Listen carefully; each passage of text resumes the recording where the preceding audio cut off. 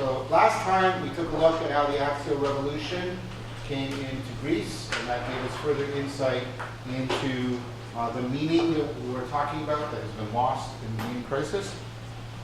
We took a look at Socrates' career and how he was in opposition to two different groups. He was in opposition to the natural scientists, while he respected their rational method, or the natural philosophers, who were sort of proto-scientists.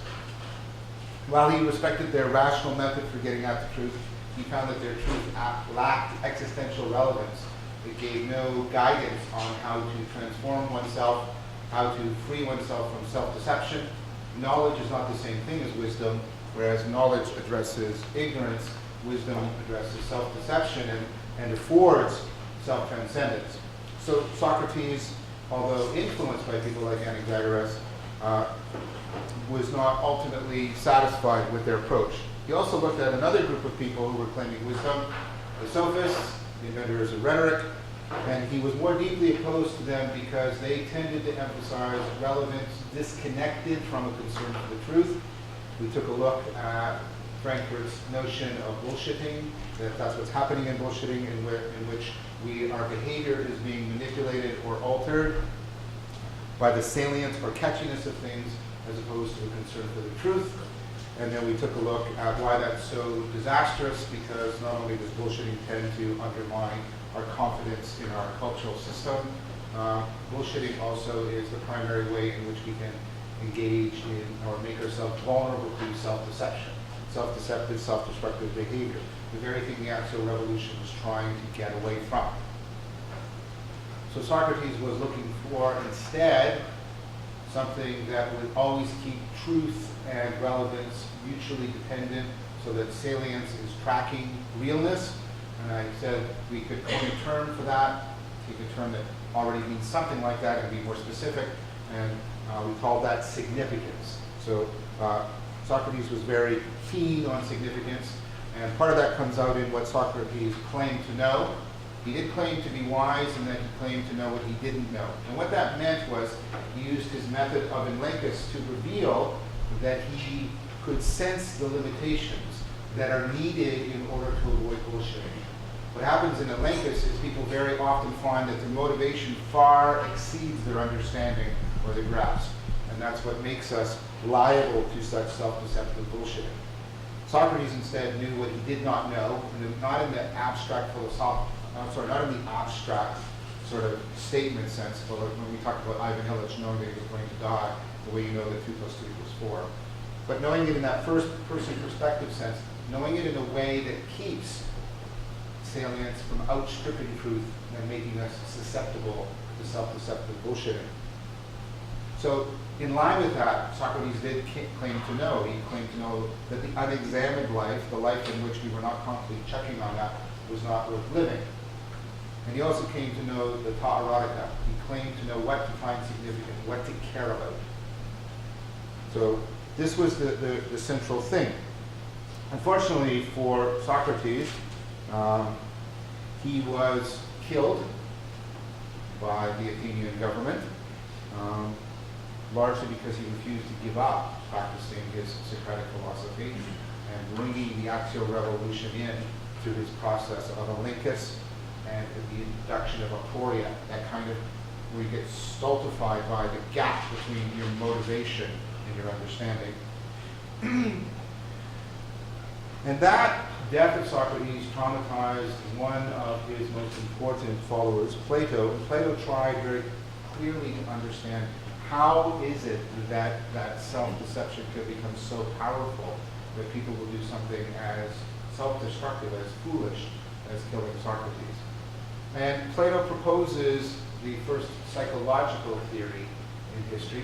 He proposes that the psyche, in a way that foreshadows both Freud and current theory within psychology about multiple systems of processing.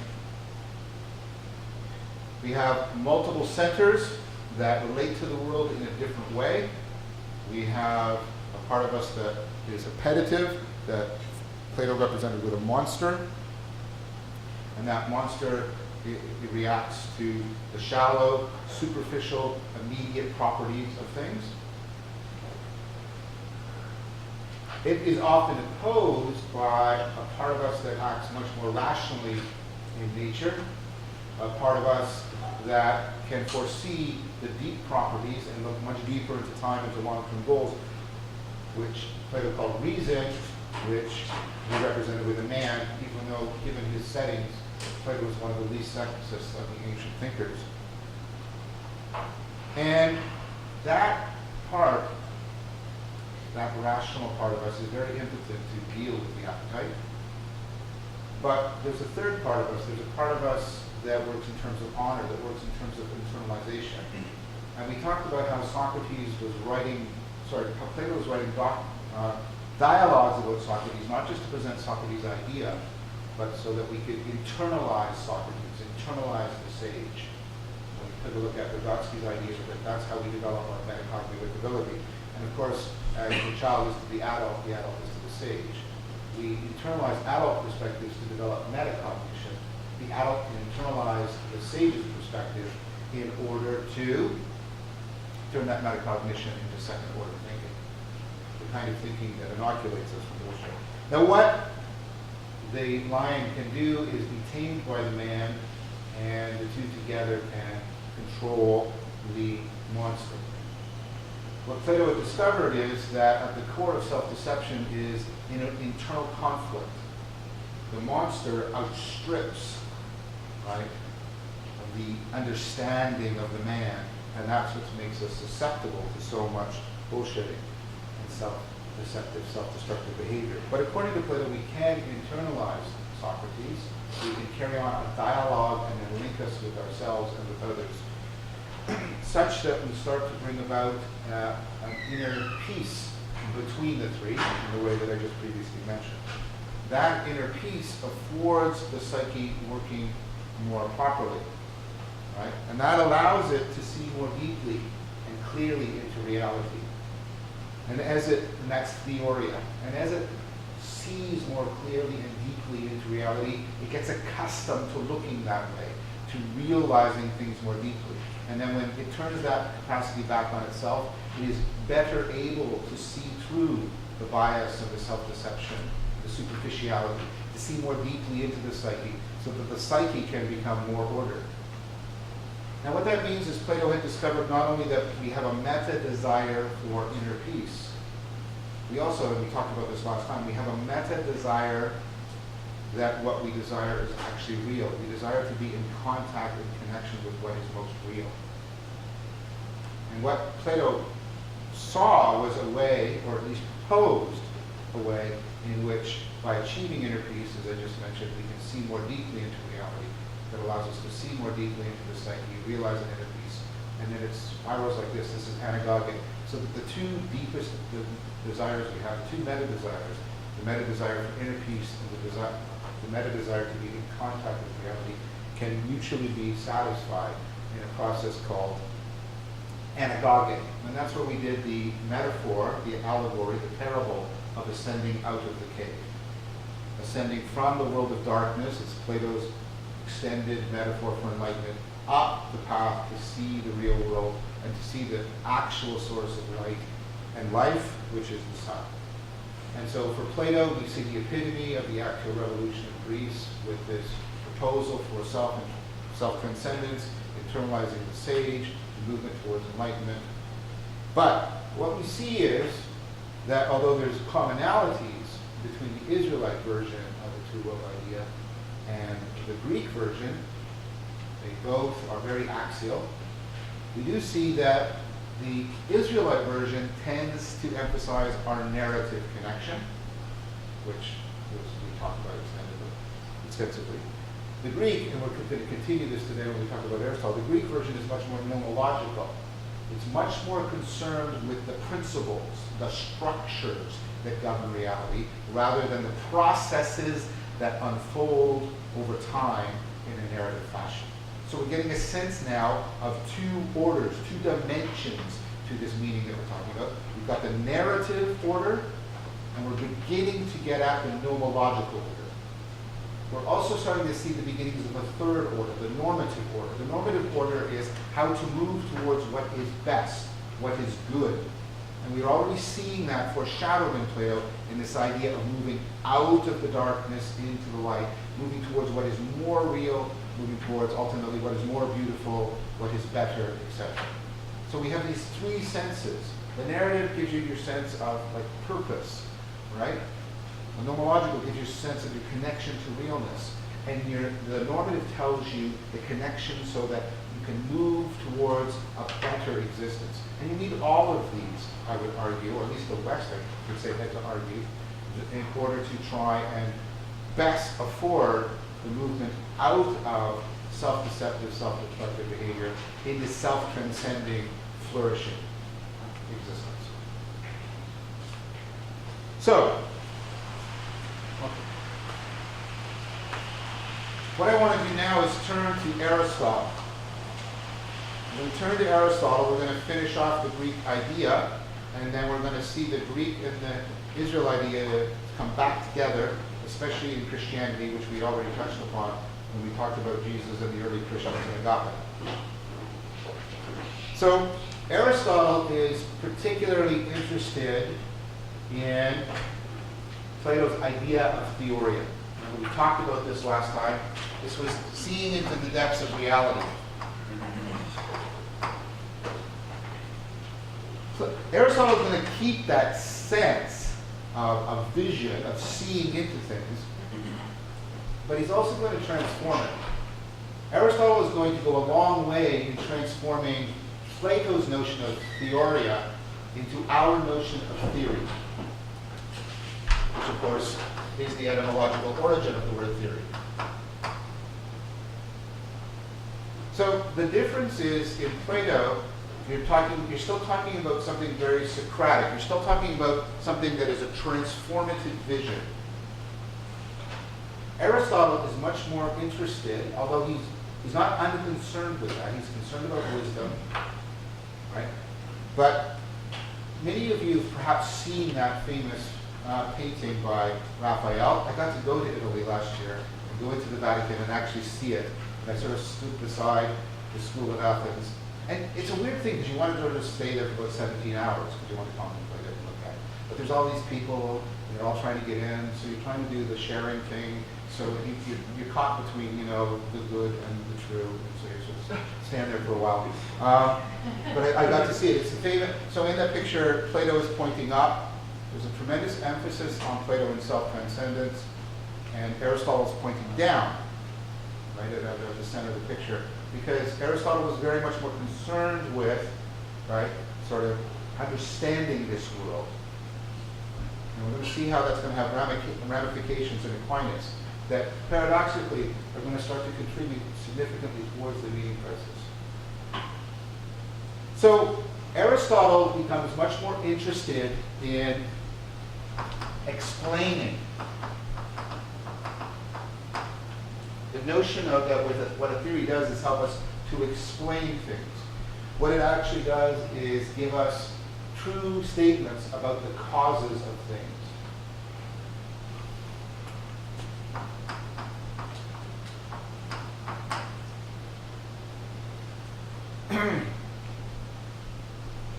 Now, Aristotle has a different notion of cause than we do. We think of a cause as one event making another one happen. This is a view of cause that has come out of the scientific revolution. The prototypical example is one billiard ball hitting another and making that billiard ball move. So it's often even called the billiard ball model of causation.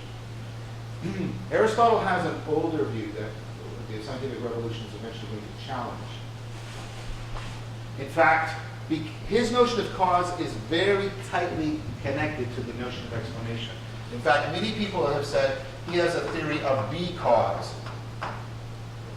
which of course is our fundamental word for explanation. Causing something to be, not just causing it to exist, but causing it to be the kind of thing it is. Okay?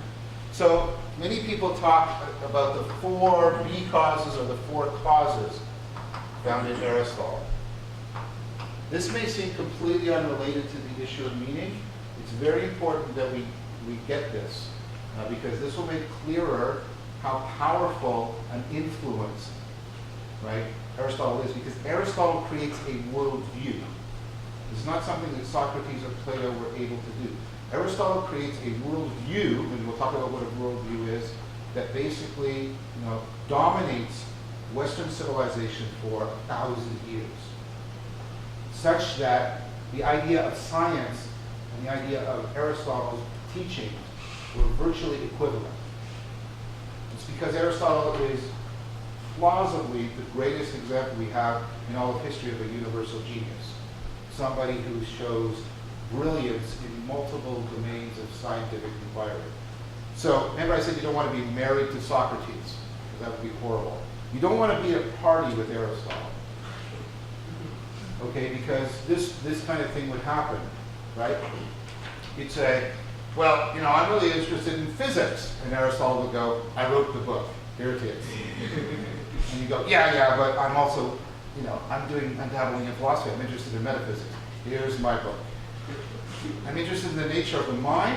Here's my book. How animals move. My book. Right? How to write books. Here's my book. It's impressive, right?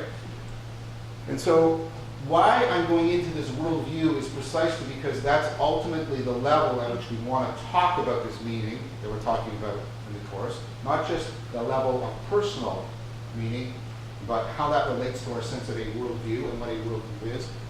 Secondly, that will help me further develop and explicate what is meant by a nomological order, that nomological sense of connectedness. So that's why I'm doing that, and that's how it tightly connects to this whole project of getting clearer about what meaning is and what it was and how it was lost. All right, so, yes? So what was Aristotle's nationality? Was he Greek or? He's ultimately, I think, Macedonian, if I remember correctly. That's a very controversial thing to say today, because there's an ongoing battle about what it means to be Macedonian. Actually, it's actually pronounced Macedonian, which I didn't know, plausibly. There's a big battle about who owns Aristotle and who owns Alexander and things like that. It has ultimately deep economic ramifications. It's okay. What you should know is that he came to Plato's Academy. Plato created the first school in history, the academy, where we get the word academics from, to try and teach people the stuff I was teaching you last class. Obviously for a lifetime, because it's that kind of deep Socratic transformation he was after. Aristotle came and studied with him for 20 years, and then he famously uttered, well, there's two things he famously uttered that really indicate how different he is from both Plato and Socrates. The first one is, I love Plato, but I love the truth more, which is like, right? The other one is, he runs afoul of the people in Athens because of his Macedonian connections, and they threaten to kill him, and he runs away. Unlike Socrates, who stayed. And when they asked him why he ran away and why he didn't stay like Socrates did, he said, I did it so that Athens could not sin twice against philosophy. Which I don't buy.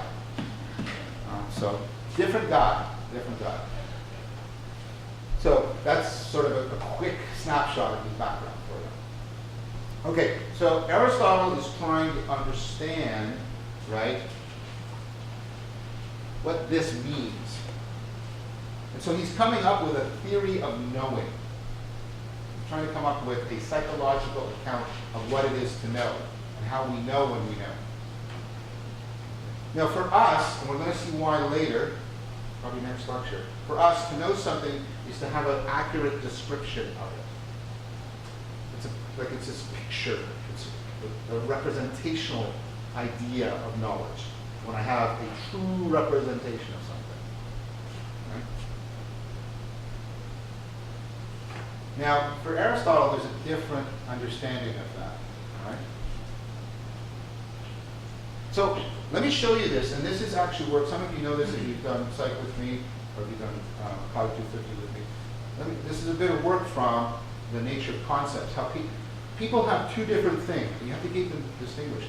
They have sort of an implicit theory of what they think concepts are, and then there's how concepts actually work. Right? So when you ask people, to tell you what a bird is, for example, they'll say, you know, it flies, it has feathers, it has wings, right? You know, maybe they'll say it has a beak, right? So what they'll give you is they'll give you this feature list, some descriptions, right? And the problem is, and we know that this is what people think they're, right? This is what a bird is. Look, when all those, I have a bird. Now, of course you don't, right? This is a feature list. If I pile a bunch of feathers here, a beak, right? A couple of wings, throw it into the air so that it's flying, I don't think any of you would go, look at the beautiful bird. Most of you would go, what's wrong with Vervaeke? He's doing some sort of Cronenberg thing. Now, what's missing, and I think this is something that Plato put a lot of emphasis on, and Aristotle not enough, because it's tended to drift away, although it's in Aristotle. What's missing is a structural functional organization, a structure for how all those things fit together and work together so that they function in a way that makes a verb. Now, we don't have an English word for this.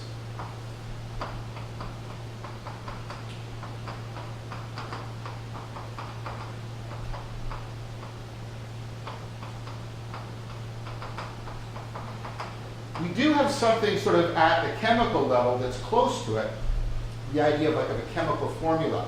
But you have to think of the formula not just as the string, but as one of those models that gives you the structure that it helps to like indicate how the molecule functions.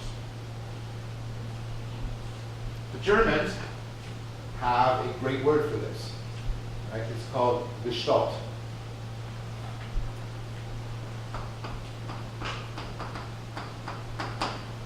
Like this structural functional organization so that the things work together well. The Greeks had a good word for this. Plato talks about, and Plotinus, who we'll talk about later, talks about the logos. Right? Plato also uses another word, eidos.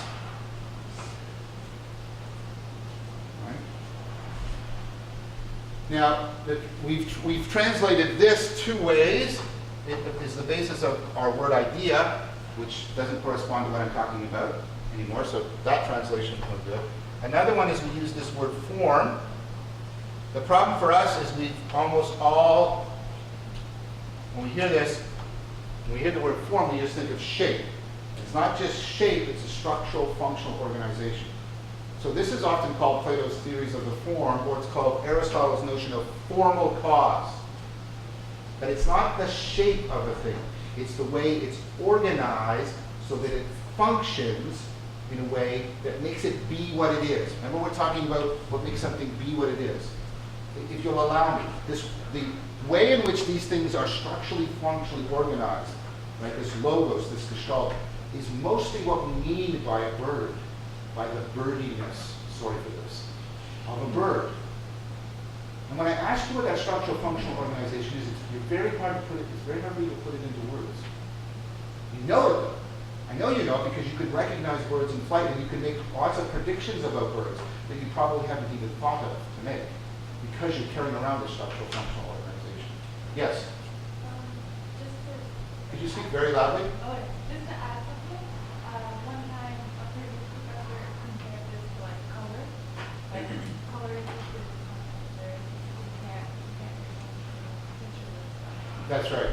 Right. So there's these aspects of it that are very hard to put into words. Color, I would say, is a little bit different, and it's similar in the manner you're indicating that it's ineffable. You can't articulate what it is.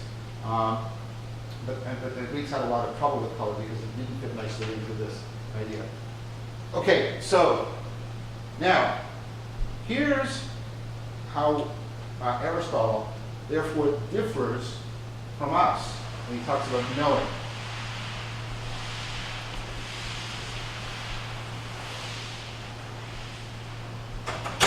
Try to remember to close the door so we're not subjected to the wind tunnel. Right? For us, we do this. We give a list of descriptions. But Aristotle is much more interested in this idea, being at the core. Right? So for Aristotle, to know something is, right, to grasp this gestalt, to actually have it in your mind. So let me try and give you another sort of intuition to help get you back into the Aristotelian way of thinking. I'm going to give you two people. I'm going to ask you which one you think really knows something. I'm going to give you, this first person can give you a really good description of a chair. This person can make a chair that you think is a really good chair. Who would you say better knows what a chair is? The first person or the second person? Person who gives a really good description, put up your hands. Person who can actually make a chair, put up your hands. Okay, so now you're Aristotle rather than Descartes. See how I did that? Wasn't that magical?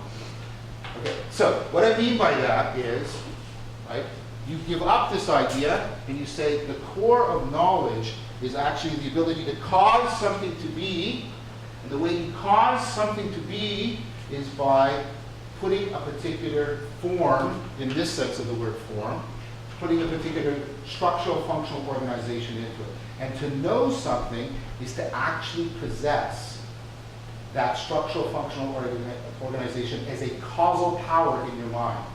It's not there just as an idea, it's an actual ability. Yes? But the idea that Descartes nor Aristotle could make a bird. So Right. So you can't know a bird as well as for Aristotle, as well as you could know other things that you're capable of actually causing to be. But you can come to know a lot.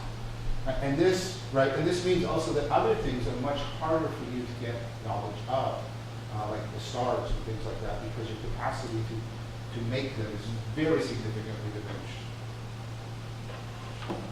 So what is a bird?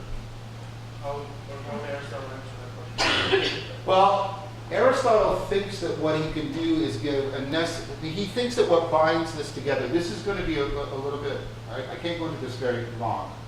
He thinks what binds us together are relations of necessity and sufficiency. What I have to do is tell you, right, sort of the necessary and sufficient conditions for these features hanging together. So he proposes the idea of an essence. Many people think, and I do too, that that's not probably the correct for a lot of things. There might not be an essence for many things that we know or understand. So I think for many things, right, it's that structural functional organization. It's a set of relations, right, such that the parts are interdependent in a way that they function as a causal whole. And you want me to give you a name for that structural functional organization of a bird. Unfortunately, the best name for the structural functional organization of a bird is this word, bird, right? And that's not helpful to you. But what I mean is, you can I can give you things that lack that structural functional organization, and you'll immediately know it's not a bird. And that as that structural functional organization gets more and more realized in it, you're more and more likely to call it a bird. And as we said earlier in that conversation I had with her, right, a lot of this is ineffable. It's very hard for you to put it into words. So I can't quite give you the answer you want, right?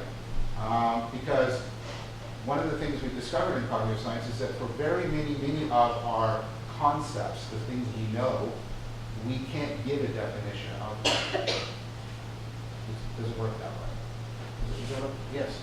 would this be considered like the cornerstone of ontology? It's going to be, as you see, the cornerstone of Aristotelian and therefore Western ontology for a very long time. Thomas. Can you speak very loudly, Thomas? Sure. So I've got two questions. One's quick and I don't think it has the answer. With respect to that last thought about trying to come up with a better way to describe things, is there any, do you think there's any sense to a project for developing a psychotechnology for asking that adaptable gestalt to sort of work? Yeah, I don't know. I mean, Hollywood seems to have had a theory of art that you could plausibly understand him as arguing that what art does is try to capture that in some sense. But he seems to think of it being a very individual thing rather than being a thing held in general. So I don't know, that's not exactly what you're looking for, but something similar to it. We use, and then extending on that, we use, so for mapping out onto the narrative sense of meaning, can we say that storytelling is sort of like trying to convey that? I think so. I think when the structural functional organization is a dynamic one, a one that's unfolding developmentally, historically, in a self-organizing manner, then narrative is very, very good for trying to do that. Yes, I would say that, yes. Now that was your easy question. What's the hard one? Well, I think the easy, I'm not sure they're Yep. that's too again, but can we map ideas of conformity theory for really knowing something to say, the idea of using agave to suggest that a powerful command of that sort of creative, passionate love Yeah. of how a deep way to understand Yeah. mental attribution of mental. Totally. And so that's going to be a medieval idea, and I don't mean that in a pejorative sense, like the way we say that's a medieval political policy or something like that. What I mean is that this idea that having agape love towards people, really knowing how to generate the conditions, the structural functional organization of things that will help people to be, is the deepest possible way of knowing them. Yes, exactly. And that's going to be picked up by Plotinus, and that's going to really be at the core of the normative order, which I foreshadowed and we're working towards. Is that coming through sort of present day sort of the Aquinas approach as well? Aquinas comes in, it's still there in Aquinas, but we're going to see that Aquinas does something really, he does something that really significantly alters the two-world heritage from the Axial Revolution in a profound way that is going to actually undermine it in a significant fashion. Okay, so that's as much as I can do right now. Is that okay? All right. So you heard Thomas mention it. This is known as the conformity theory of knowing. It's the idea that the mind shares the same form, where we don't mean shape, we mean the gestalt, the logos, the structural functional organization. It's what the carpenter has in their head when they know how to make a chair. They don't know just how to create the shape, they know how to create the structural functional organization so that it will reliably behave like a good chair. So when you know something, you share the same form, in that sense, in your mind. So that's why it's called the conformity theory. It doesn't mean believing what everybody else believes or something like that. It means sharing the same structural functional organization. Now, why is that really important? Because, and this is something that Charles Taylor, again, remember he talked about the Axial Revolution and great this and that. This is something Charles Taylor has pointed out. He called, epistemology is the study of knowing, right? The philosophical study of knowing. He called this a contact epistemology. Now, what do I mean? What he means by that? If you'll allow me to use shape as a metaphor for form. Form is not shape, but I'm going to use shape as a metaphor for form. Notice how, my hand conforms to the can, right? So the idea is when the mind and the world share the same form, it's like they're in contact. There's this intimacy of connection. Notice the language. There's an intimacy of connection, of mutual fittedness, of belonging together of the mind and the object. This is why metaphors of knowing as a kind of marriage or a sexual union are very prevalent.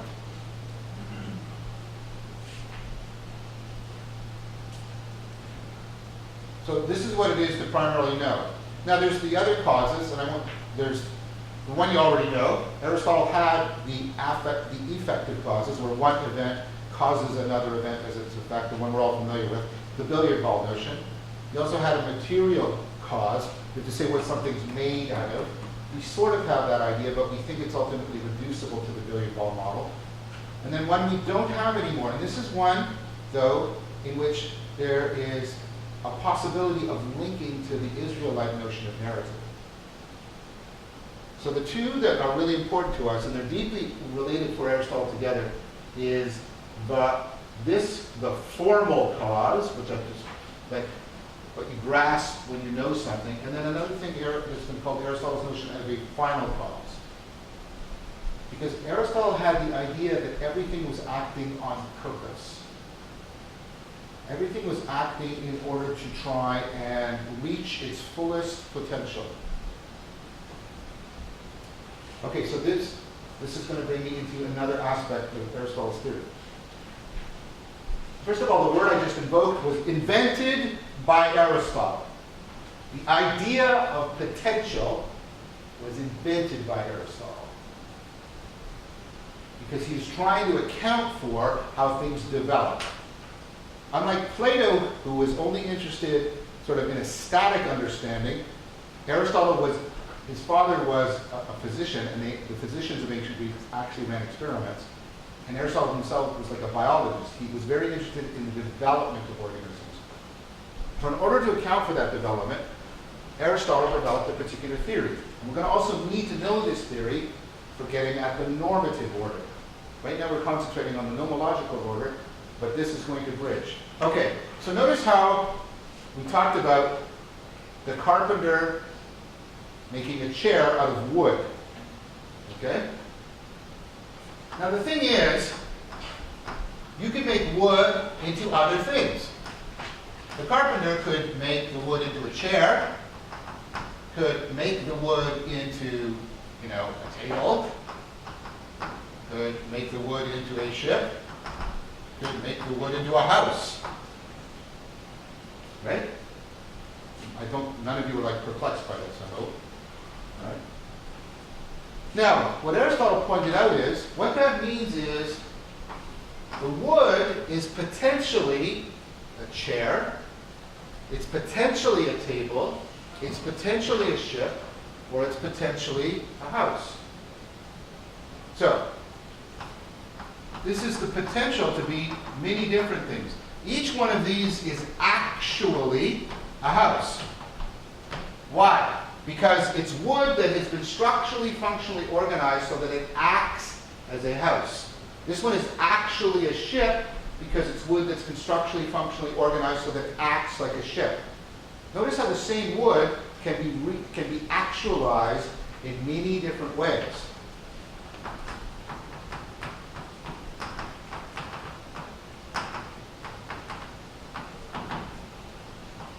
So the contrast is between potential and actual. Notice how much, science depends on this notion, for example. Science, in order to do the conservation of energy, you need to talk about not only kinetic energy, but also potential energy. This ultimately comes from Aristotle. Please hang on with me, because this takes a little bit of working, but we need it. Now, Aristotle asked, what's the difference between this and this? What turns the wood into something that can act like a house? Well, the answer is the form, in the sense, again, of the Gestalt, the structural functional organization. This is where we get the idea of information.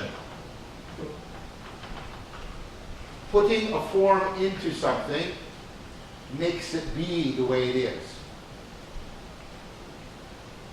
So development is to take what's potential, give it a structural functional organization so that it starts to act in a particular way. Is that okay? Now what that means, yes? Isn't it the prefix in typically means a lack of something? Pardon me? Doesn't it the prefix in usually means a lack of something? But in this case it's very much not. Yeah, that's right. Okay. Here it's not. It's not always, right? Because insight doesn't mean a lack of sight, it means seeing into. Okay, so we're going to come back to this. I need you to know this. Okay? I'm trying to show you how the idea of theory is being generated.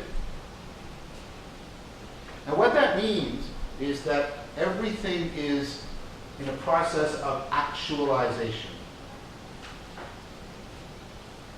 Right? Everything is trying to develop to its fullest actuality. Okay, now that's clearly that we still believe this. We still think Aristotle is right about living things. We think that's the case for living things.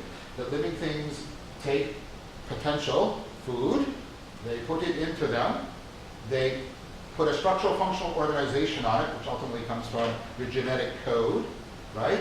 And that actualizes the food into a person, and then that continues to self-actualize until you get all of the abilities you get. Right? So for living things, this works well. The difference for Aristotle is he thought this applied to everything. So when he's talking in his own domain, biology, he's being brilliant. When he starts to step outside of his own particular science, he's not that brilliant. This is a lesson current scientists should learn. Speaking outside of your relevant area or domain of expertise is often a very dangerous thing, making you very liable to foolish discussions. Physicists should not pronounce on philosophy unless they've got a philosophical education, any more than philosophers should pronounce on physics if they don't have a physics education. There is no universal thing that is the key to allowing you to pronounce on all fields of human endeavor and inquiry. Okay? So Aristotle, but what Aristotle thought, and it's not so stupid actually, right? He thought that everything was therefore acting on purpose. Everything was trying to develop to how it should most fully be. So that notion that Plato had that we should try and move towards our fulfillment is something that Aristotle thought applied to everything. Now, how does that work? Okay. How does that work? Well, let's build out from our theory of knowledge to incorporate this idea of final cause. That things are acting on purpose, where that means trying to come to completion, trying to finish the process of actualization. Okay, now let's go back to the conformity theory. The conformity theory says when you know something, your mind has the same structural functional organization as the thing known. You conform to it. Okay? Now what that means, right? Now notice how I tried to build that with you with very plausible intuitions, because Aristotle is a genius. I'm not claiming I am, I'm just claiming I'm teaching you. Okay? What that means is, once you sort of do the test to make sure you have real knowledge, the structural functional organization of your mind and the structural functional organization of reality are the same. They're the same. Okay, how do you make sure that you have knowledge? You have three tests. The three tests. And I'm going to try and show you again how Aristotle builds this out of very strong intuitions you still currently have. So your friend comes to you and says, Susan loves you.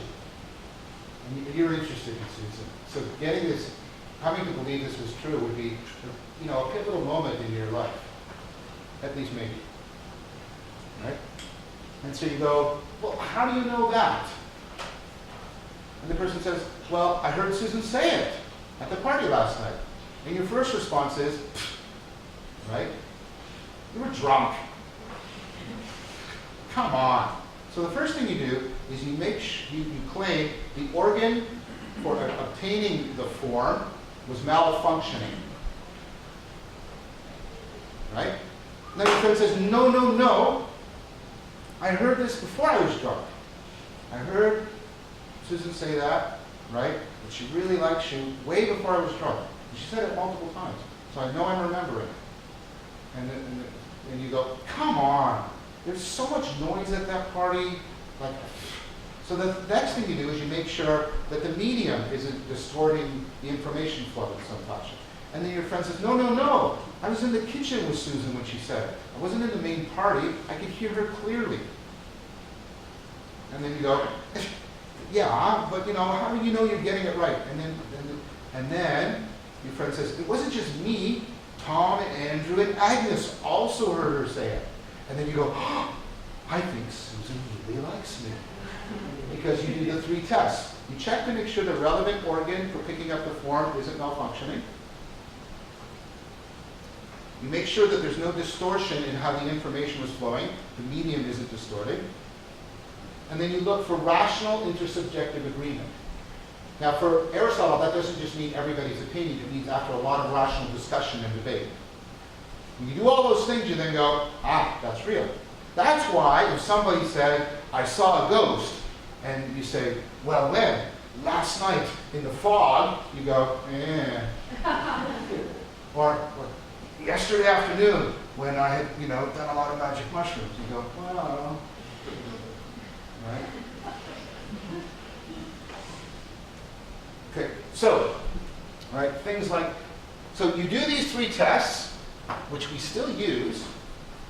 You do these 3 tests, and once those tests are passed, it means that the structure of your experience is the same as the structure of reality.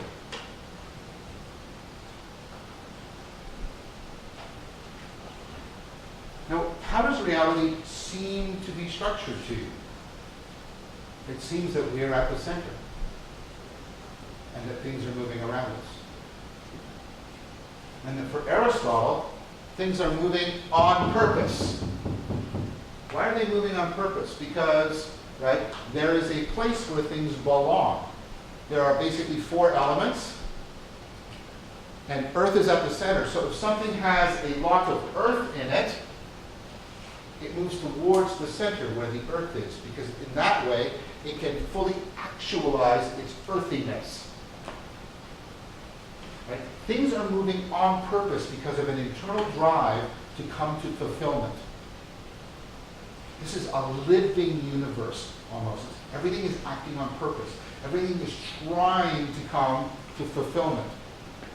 So you have a geocentric world. The Earth is at the center, and then there's the various spheres. The planets and everything are moving around us. Earth is at the center, right? And then there's water and fire and air and things. That's why when you burn wood, the ash, which is the earthiest part, falls down. The water spreads on the surface. The fire goes up, and the air goes even higher. Aristotle can explain a lot with this. Now notice how when I got to these conclusions, we no longer agree with them because you have a scientific education. And I'm not asking you to believe Aristotle was right. I'm asking you to follow what we've done and realize how plausible and rational his model is. Okay, so everything is acting on purpose, trying to come to fulfillment. That has some connections, some similarity to the Israelite idea of things unfolding through time in a narrative story. It's not the same, but now there's similarity there. There's a potential point of connection. Now what you have is you have these 2 things. You have the conformity theory, right? That tells me my mind is so intimately connected to reality that I can directly sort of understand the structure of reality from my experience. So it really provides the justification for this. But this helps to explain how a lot of things work and predict the world, and that helps to provide evidence for this theory. These 2 theories, and this is what a worldview is. It's a theory of the world and a theory of how you see the world, worldview, that interlock and mutually support each other.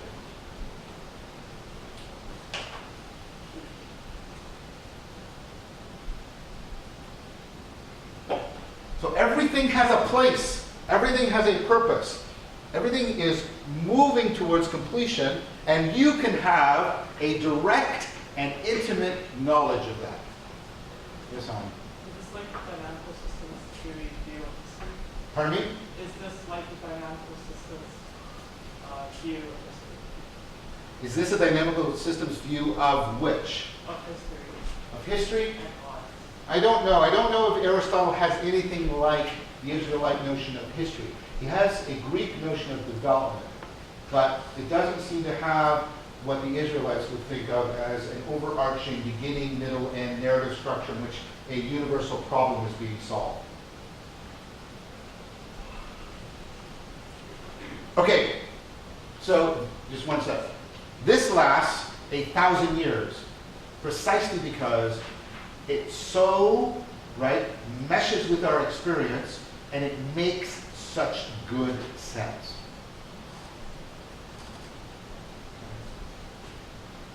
Now this is what I mean by the nomological order. The nomological order is how your worldview ultimately reveals the underlying principles of the mind, the underlying principles of reality, and how they are fitted together in a principled, mutually supportive fashion. That's the nomological order. Notice how, right, tightly connected everything is, how things fit together, how they have a purpose, a place, an interrelation, they mutually support, right? Although in some deep senses this is false, I think you would agree with me, it's extremely beautiful. Like this makes everything, right, really tightly connected to us in deep and profound ways. So for example, something that you would have in that world view that you don't have in ours. You act on purpose. You think you do. Right? Why did you do that? Well, because I wanted to do this. Why did you? Because ultimately, why are you doing everything? Because I'm trying to be happy. I'm trying to come for fulfillment. I'm acting on purpose, purposes within purposes within. We talked about that. Right? But according to Aristotle, so is everything else. So you fit in. You belong in the world because you act on purposes, and so does everything else. Now, you'll see later, we'll come back to this, you're in a worldview in which everything else doesn't act on purpose. The rest of the universe, the non-living universe, is acting in a purely accidental fashion. People often mistakenly say acting randomly. That's not right. They mean accidentally. They mean it's not acting towards any purpose.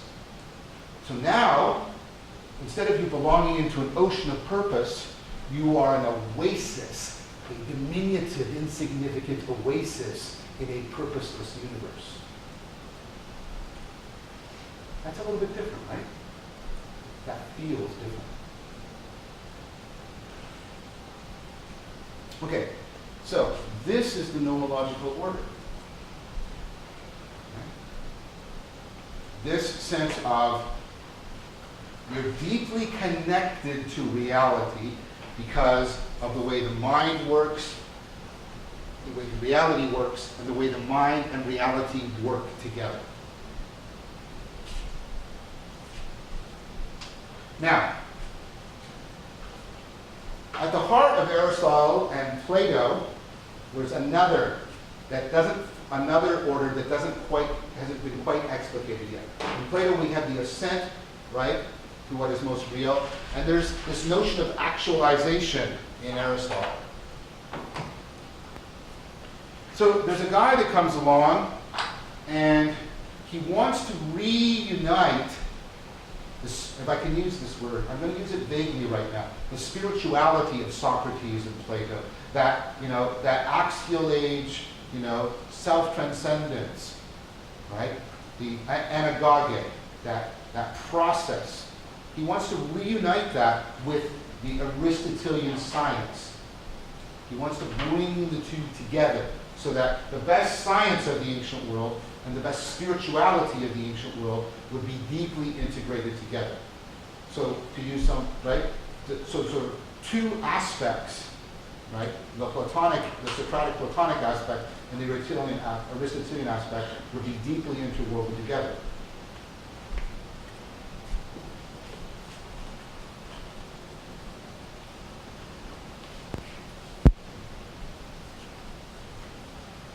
That guy is Plotinus.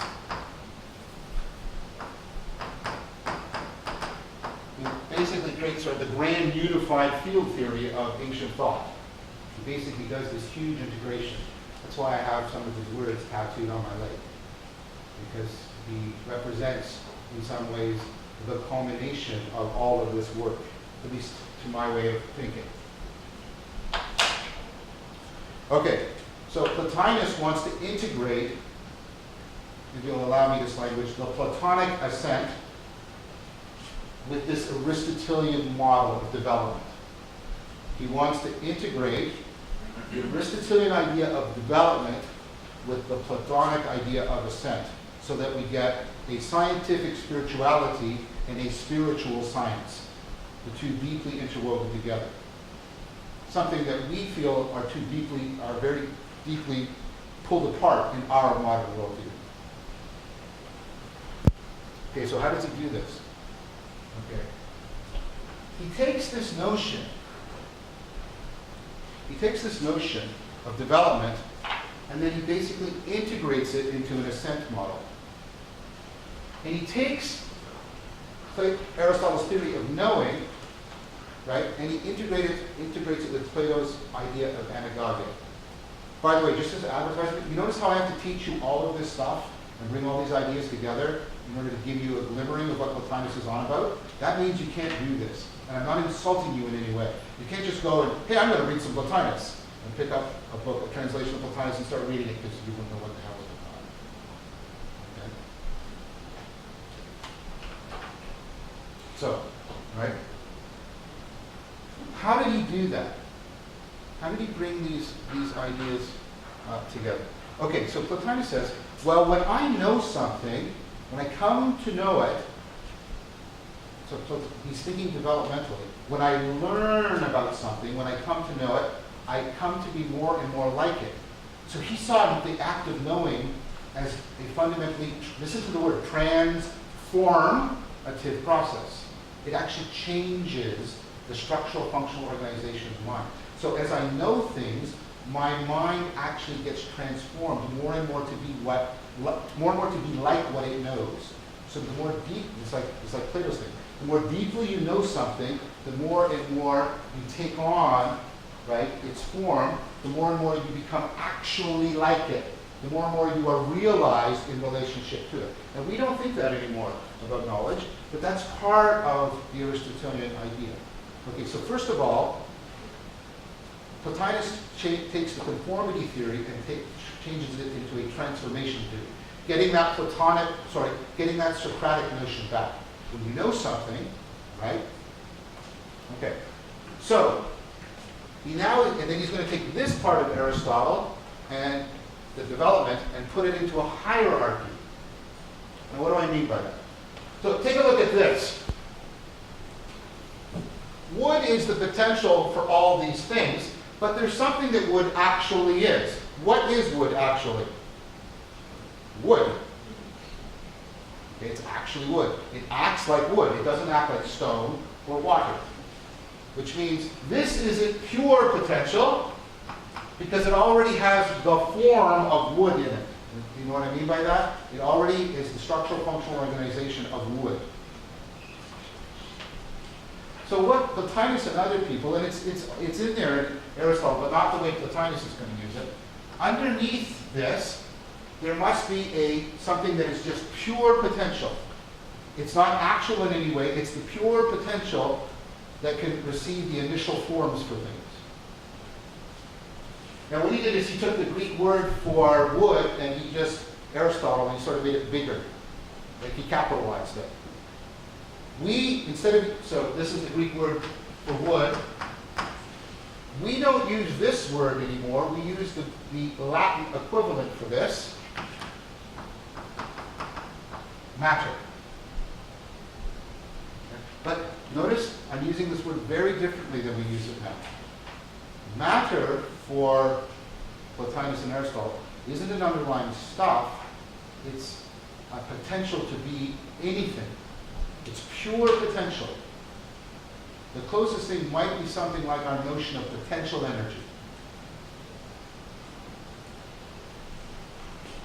Okay, so at the bottom is pure potential.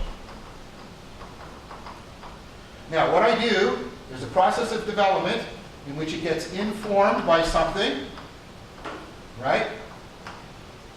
And it will become some inorganic stuff, like wood.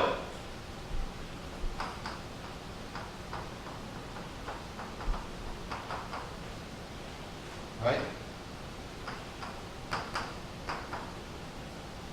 And then this is informed, right? And if I give the inorganic stuff the right structural functional organization, I get living things, like plants and animals.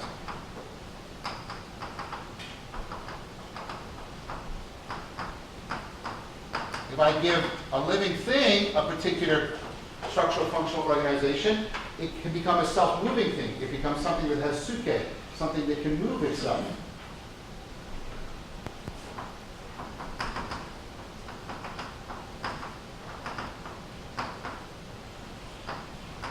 If I take that capacity to be self-moving and I really organize it, it can become radically self-moving, and that's to have a mind.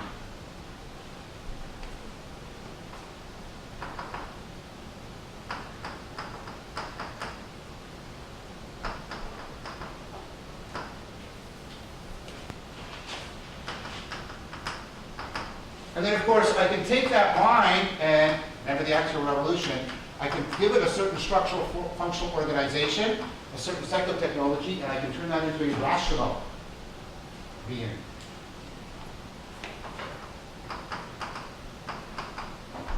This is a mind that is capable of moving in such a way that it can understand all of the forms of things. And then above it, remember Plato had the sun that was the source of life? Plotinus said, well, above this, there must be an actual, real, like an actual, not just potential, but an actual source of all of these formal structures. Somehow, reality must have in it a bank, a reservoir of actual formal structures ready to be realized.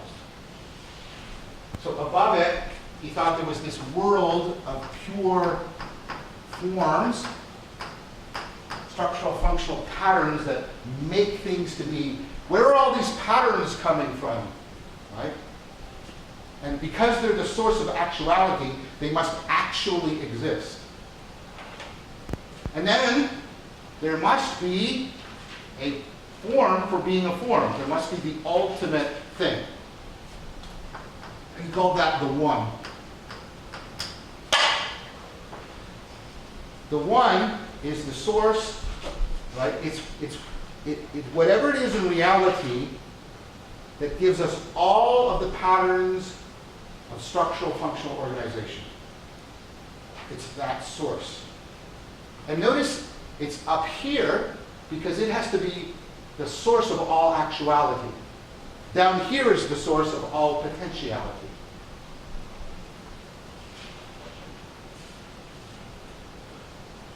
Now, if I set my mind on this, my mind will conform to this, and I will only have that level of actuality. I will only be able to act like inorganic things. But as I set my mind on higher and higher forms, as I conform to higher and higher forms, my mind becomes more and more actualized and more rational in nature.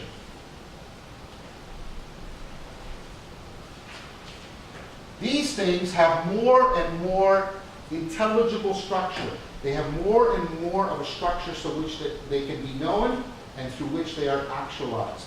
The information in them makes them both actual and knowable.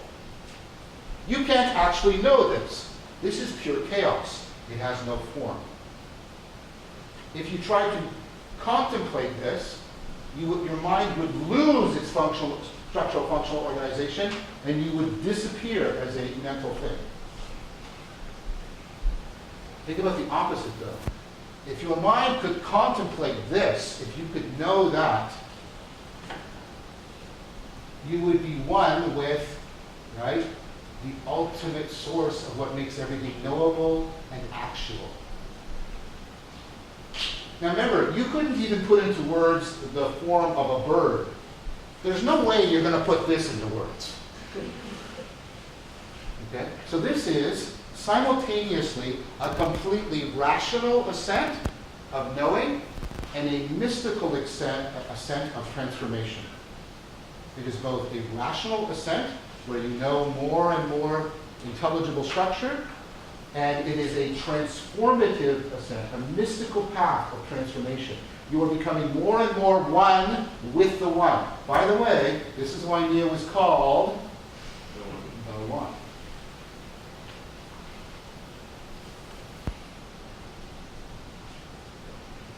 So, what Plotinus does is he takes Plato's theory of assent and he integrates it with, Aristotle's theory of development. And the anagoge and the transformation are linked to the theory of knowing. It's a beautiful integration. I think it's brilliant. That's why I put his words on my leg. Because even though I don't think that this model is completely true, for me he represents an ideal that I think is really important. Some of you know this from cognitive science. Synoptic integration, trying to give the greatest overall integration, synoptic, seeing overall, of your knowledge that you possibly can. We're going to talk about synoptic integration when we talk about doing cognitive science. Now, this is a normative order. It's an order of ranking how good things are. Plotinus argues that we find something good the degree to which it's more actual than potential. What do you want? Actual money or potential money? What do you want? Even if it's real potential, what do you want? You want actual money. Do you want potential love or real love? You want that it's always someday going to happen that you and Susan will be together. Someday. The romantics kind of pretend that we want that, but we don't really want that. Right? We want actual love. So actual is better than potential. What makes something actual is the degree to which it is integrated, the degree to which it has form, the degree to which we can understand it.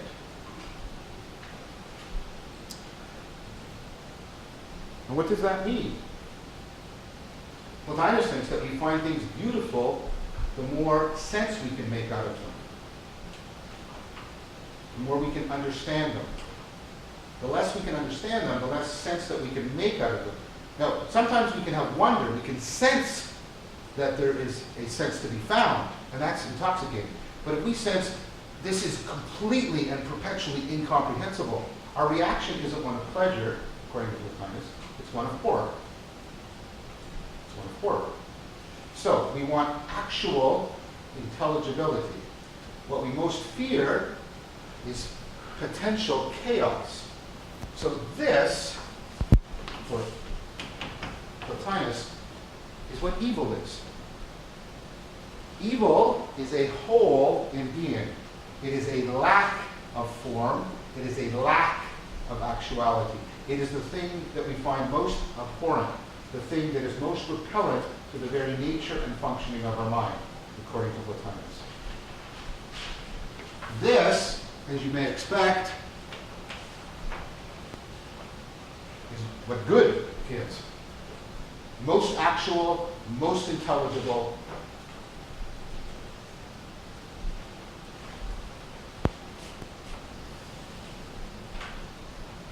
Moving that way, doing that assent, this integration of science and spirituality, of reasoning and the transformation of the mind, is an ascent from what's evil to what is good. This is a normative order. It tells you how to move in the direction of what is good. It tells you what is best. It tells you how to better things and how to better yourself. It gives you a clear structure, a clear way of connecting to things so that you have a clear understanding of how to move to what is best. And what it does that by tightly integrating your science and your spirituality. Notice they're not opposed here. They are deeply interwoven and mutually supporting.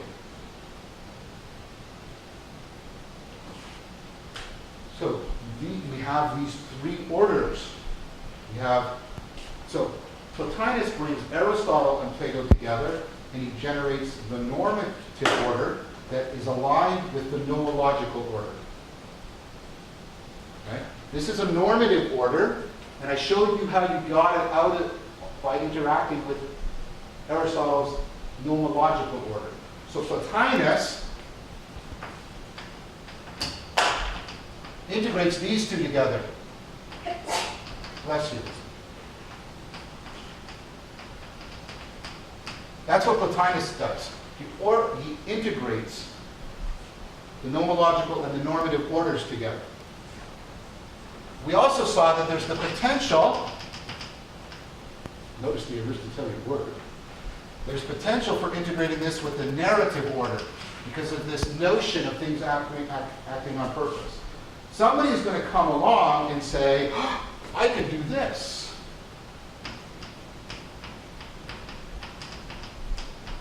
I can integrate all three of these together within Christianity. And his name is Augustine. St. Augustine.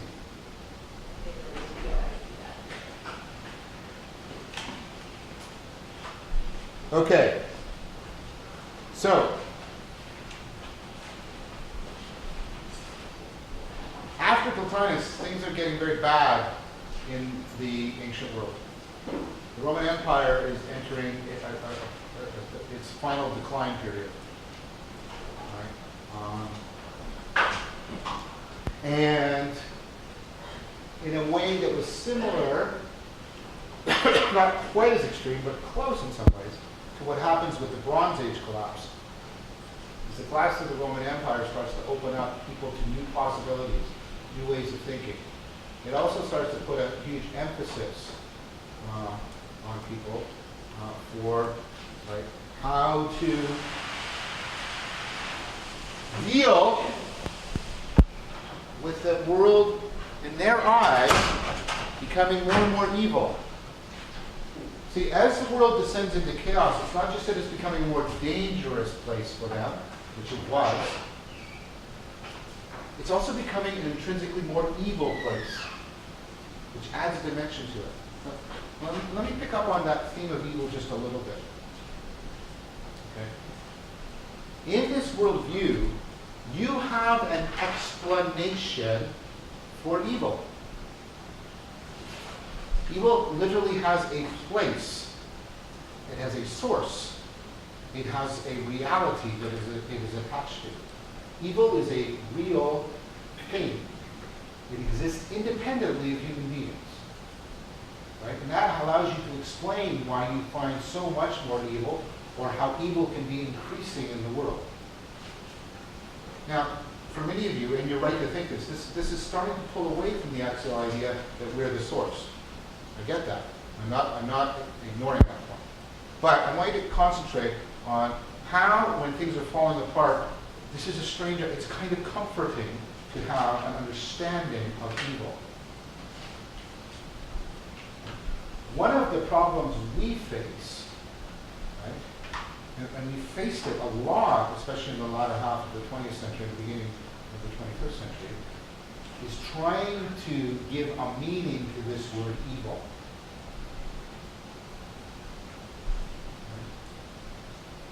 So,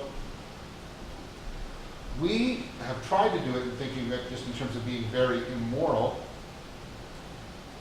but we still toy with the idea that there might be something deeper going on.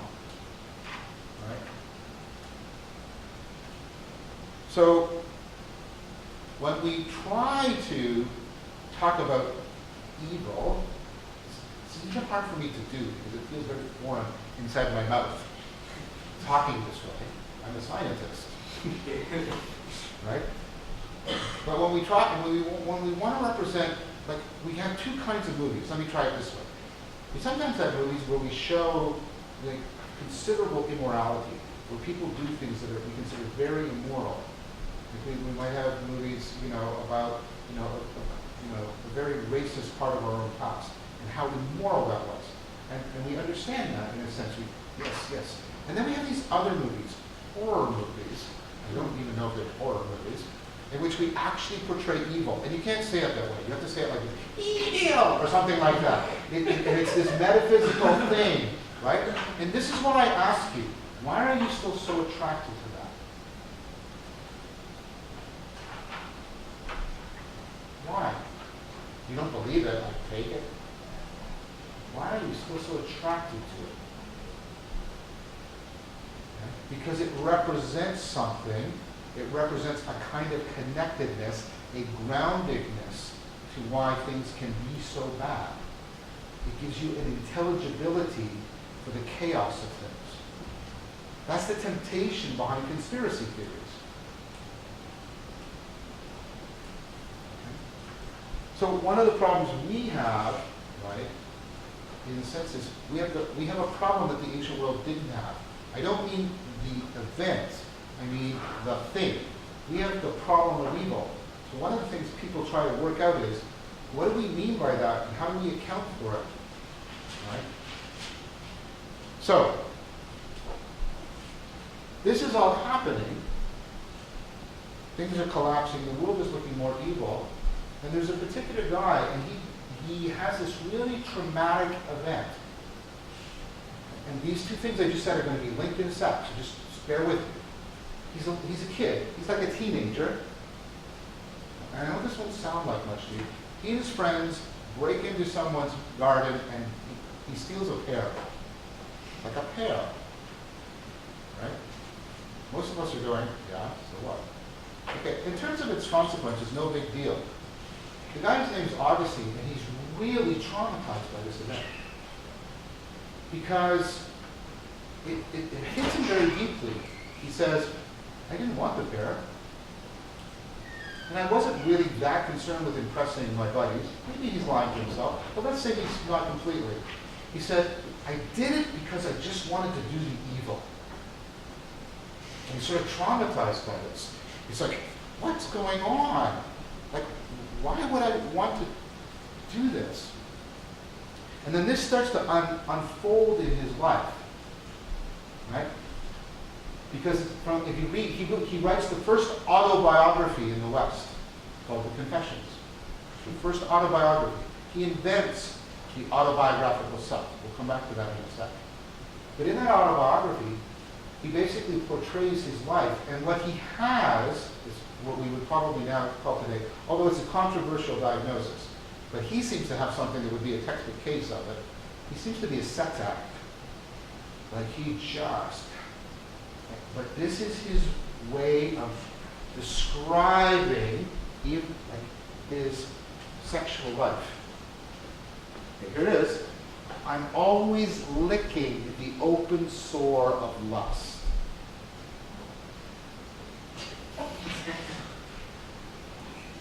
It's not, you wouldn't title a book of erotica that, right? It's not going to sell, right? Because it's got this notion like tremendous, almost self-disgust and self-loathing. So he feels very much this. Right? Now he has another experience. He's traveling around the world. He takes up with a very dualistic religion coming out of Persia that divides the world up into good and evil, fighting a cosmic battle. So he's already introduced to that narrative way of thinking. But he also starts to read a lot of Plotinus. He has a very high opinion of it. And he has a mystical experience of the one.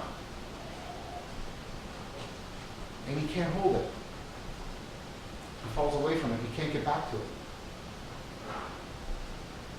And he feels that although there's something in him that wants to ascend, there's something in him that's pulling him down. Right? That's keeping him, that's thwarting him. Notice what he's doing. He's taking the two worlds, right, of the Axial Revolution, and he's experiencing them as two different aspects of his own person. Right? Within him are the two worlds. Right? And so he starts to fall into despair. He thinks he's going to be forever trapped by this evil that's within him. And that impulse to ascend is never going to find fulfillment.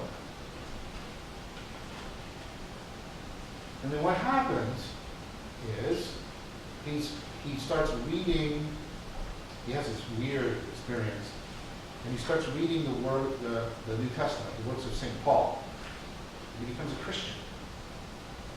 Okay? Now, Paul has this really interesting thing.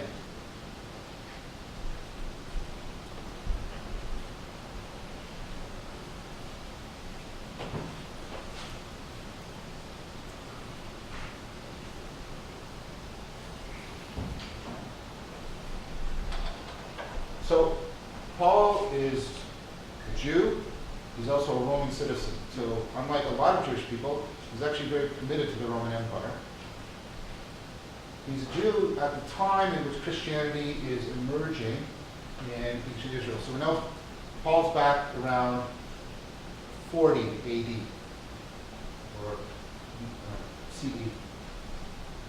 Augustine's much later. So let me get the timeline here for you. When I'm talking about Augustine, I'm talking around here. That's when he writes the City of God. And Paul is around here. Okay.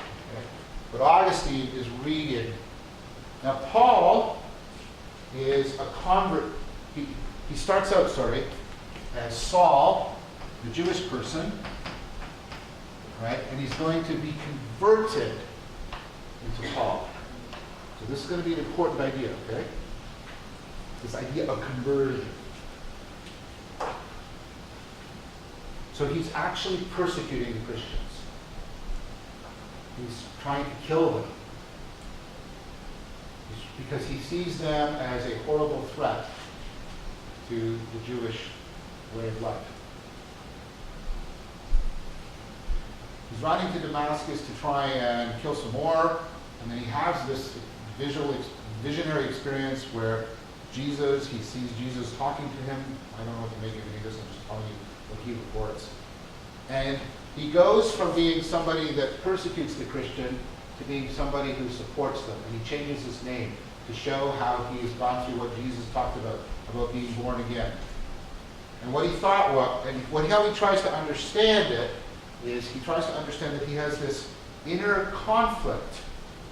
The inner conflict is the old part of him that works according to, and there's the seeds of anti-Semitism here, and I'm not going to deny that. Okay? Works according to the old Jewish ways. Think about how disastrous this language is going to be for the West. Just disastrous. That's the way of the rules and laws.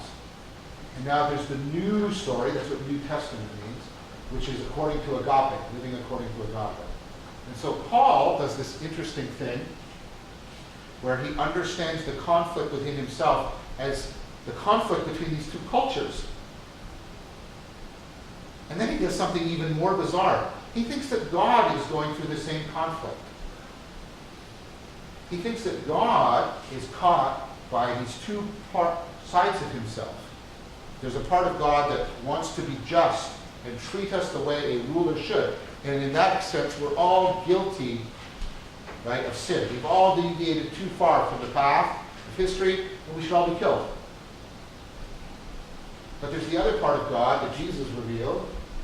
God is also agape, love, wants to restore our persons. And so what God does is this really weird thing, right? Sorry, I don't mean to insult Christianity. So I'll retract what I just said. From my point of view, and I was raised a Christian, right? It seems like a very odd thing to say. I'll put it that way, right? What God will do is kill his son, Jesus, to satisfy the justice side of himself, but he also revealed the love through Jesus so that we'll be drawn back to him in love. So Jesus represents how God solves his internal conflict. This is this strange idea, I mean, again, speaking from the outside. So, what Paul introduces into the narrative thing that we saw is this Greek idea of internal conflict. Another point of connection. There's now internal conflict. Paul introduces this idea. He talks about it, and he keeps saying, I want to do the right thing and I keep doing the bad. I want to do the right thing and I keep doing the bad. Right? It's like he uses the language, there's like a civil war in you. And the only thing that can solve that civil war is Jesus. And the conversion, right, is to switch sides, basically. It's to go from the old story to the new story. So what Paul does is he introduces agape, not just what we've talked about before, is this pivotal turning point. He makes central this idea of internal conflict. So now we have two potential points of connection, right? We have the narrative in Christianity could be linked to the purposeness in Aristotle, but we also have the inner conflict in Paul could be linked to the inner conflict in Plato. And Augustine sees all this, and he goes,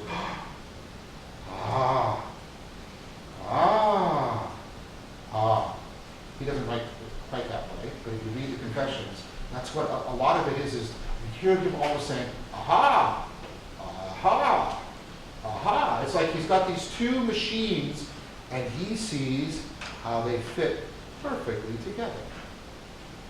Because what he says is, you know what? Aristotle, everything is acting on purpose. But you know what that purpose is? That purpose is ultimately the resolution of God's inner conflict and the resolution of our inner conflict. All the conflicts in the world are because of the conflict within God and the conflict within us. And there's this huge story. That's the purpose of everything. That's the big story. And what everything is doing is trying to resolve that inner conflict. Go through conversion. That's why it's not just things are trying to move to completion. Everything is trying to resolve its inner conflict, including God. Yes? So what God's justice demands that the penalty for our sin must be paid. Right? So there must be a death that has cosmic significance. What could be the most significant death of all for God? God's own Son dying. Right? But Jesus also dies out of agape. He reveals agape. And that God's justice is satisfied, but his love is also extended. And so the conflict is resolved for God within Jesus. Did that work? Okay. If you're a Christian, I hope I am not offending you. I'm trying to represent this, I think, as, I don't know what the adjective, as cleanly, that's an adverb, as cleanly as I can. Okay? And how I think, I'm trying to give you why I think Augustine took it up the way he took it up. Okay? So, for Augustine, right, he puts it all together. He puts it all together. Things are acting on purpose because of this grand narrative that resolves inner conflict.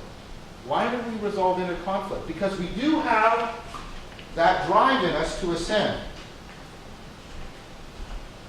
And then Augustine asks the question, what is actually motivating this? What's driving this? And he says what's driving it is love. Love for what's most real. And that's actually what Plato thought in the Symposium. So what Augustine says is at the heart of reason is love.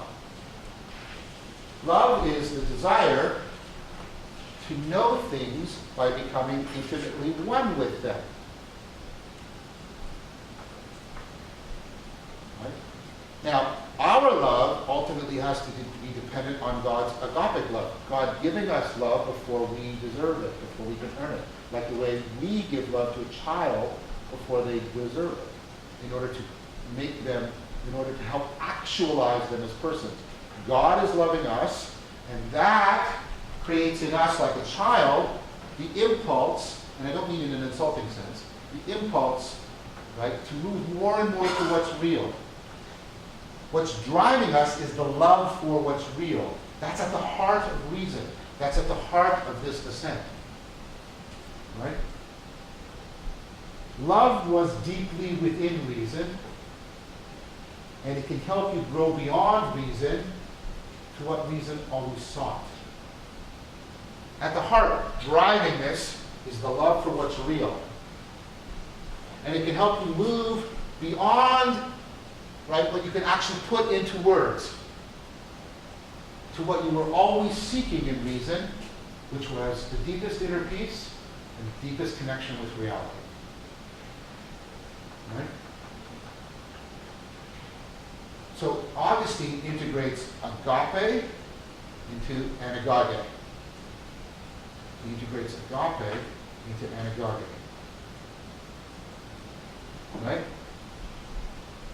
He integrates the narrative purpose into the nomological. And he integrates the Platonic inner conflict with Paul's sense of inner conflict.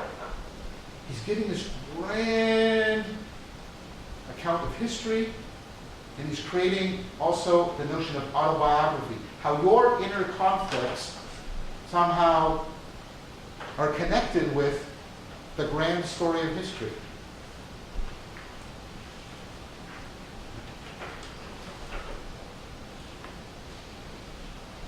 So for Augustine, it's only when we really love something that we talked about this earlier, that we truly know it. Right? And I mean, and again, he's not saying something foreign to the ancient world, right? Right? Remember, philosophy is the love of wisdom, right? So, Augustine brings it all together. And he creates this notion of spirituality. It's a rational and also mystical process of ascending to God. It's a rational and mystical process of ascending to God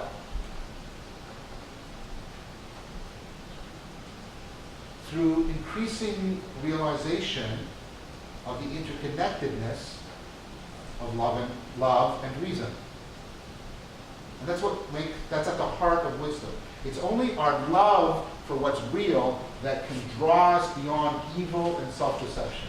We can't do it for ourselves. Have you ever tried to love something you don't have any impulse to love? Like, this is only meant as a romantic analogy. Okay? You meet somebody, and your reason tells you, this is a good person. I really admire this person. I really respect them. Gee, I wish I loved them, but I don't. I should. I really should. I'm going to sit down and reason my way into it. Now, it's not that reason has no place. That's the Romantics drew the wrong conclusion from that. They thought, well, reason has no place in love. That's a big mistake. We're still paying for that, right? But what they were pointing to is that, right, there's something moving us, right, towards that deep kind of connection that's at the heart of reason, but isn't itself what reason is. Right? You have to have what Socrates talked about. You ultimately have to care about what's real before you can become rational.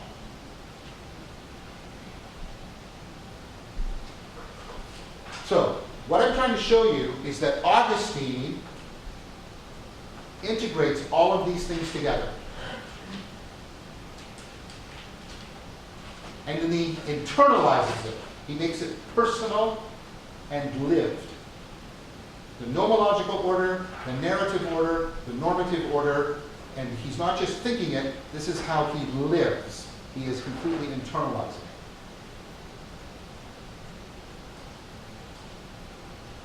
and then the Roman Empire falls.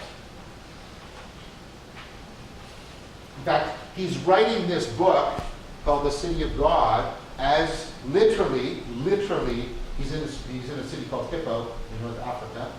The barbarians are literally at the gates of the city. Okay? So we're going to stop there in the history of the West. We're going to come back and see what comes after Augustine, but we have to turn to one other axial revolution.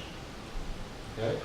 Because what I've done is shown you the axial revolution in the West and how they came together and how they have created for us this sense of meaning. The sense of meaning is this deep interconnection with ourselves, with each other in the world, and that's found through the interconnection of the nomological order, the narrative order, the normative order within us as we go through a process of conversion that takes us from inner conflict to peace, and that and ultimately fulfills our deepest desire to be in contact with what's most real. It's this encompassing vision that that's what meaning is, right? So that even if people don't know this, and you sort of ask them, what makes a life meaningful, they start to talk, often vaguely and incoherently, but you can see it in this way.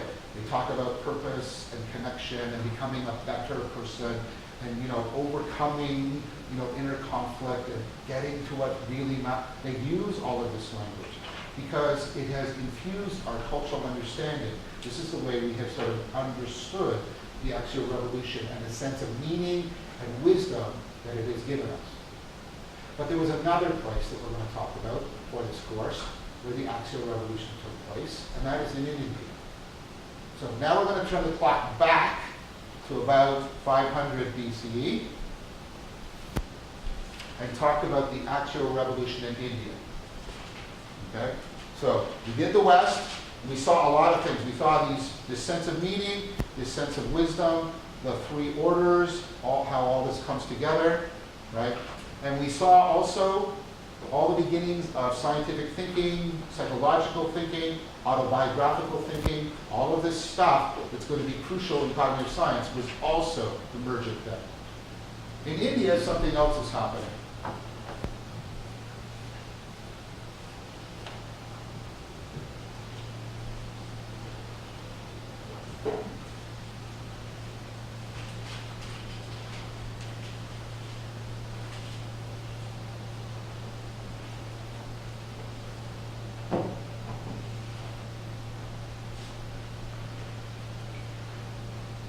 So in India, I believe you know, there's the group of Indo-Europeans invade northern India. They're called the Aryans, and that, of course, has been a disaster for our history as well, because of the way the Nazis misappropriated that. They misappropriated an Aryan sacred symbol, the swastika, for their sacred symbol. Because Nazism is basically a form of Gnosticism, which we'll talk about later. And what happens, right, is there's a disruption initially, and then a certain kind of culture takes place, a cultural transformation takes place. Some of the psychotechnologies we've also already talked about come into northern India, because there's actually continuity between India and the West because of the Persian Empire and then Alexander's empire, etc. And so a lot of these other psychotechnologies we were talking about are also influencing there, but there's a particular there was a particular psychotechnology in ancient Israel, sort of the narrative of history, and in ancient Greece, the Socratic scientific psychotechnologies, the Socratic and scientific psychotechnologies. Right? In India, there seems to have been a particular concentration, or at least that's how it's come down to us through historical legacy, on the psychotechnologies of attention, paying attention. So it looks like even before we can get a good grasp of the history of northern India, there seems to have been some forms of yoga, some breath control techniques. It's plausible that this might have come out of shamanic influence in sort of Central Asia. Again, we don't know exactly. But what happened by the time right, that we're getting like clearly written down history, we have a group of people called the renouncers who are regularly leaving their households to practice psychotechnologies of using attention to radically alter the state of consciousness in order to transform cognition and character. So what you do is you have psychotech for manipulating this. That in turn can alter consciousness.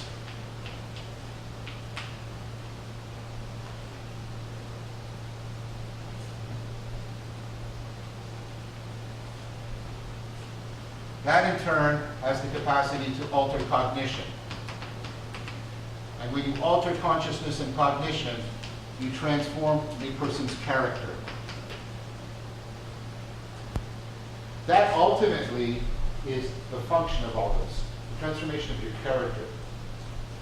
One of the things that people have pointed out since the beginnings of the intersection of cognitive science and Buddhism is that this was the central thing. So Arthur Dykman was one of the first people about the integration of Buddhism and cognitive science together. Talked about this in the 60s. And he talks about it recently in a more recent book called The Observing Self. What he says is, when he's talking about mindfulness practices, because this is what mindfulness is, we'll come back to more specifically what mindfulness is. We think of it primarily in terms of altered states of consciousness. But this is a quote. It's not primarily about altered states of consciousness. It's primarily about altered traits of character. You're not trying to create an experience, you're trying to transform a human being.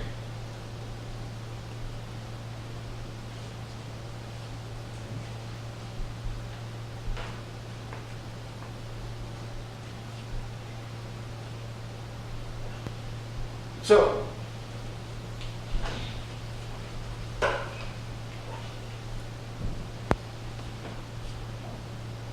there's various techniques that were organized,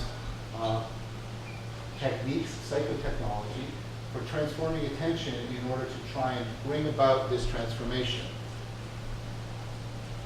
The word we translate as mindfulness actually has a meaning closer to sort of keeping in mind, almost like remembering, than it does about like sort of meditating.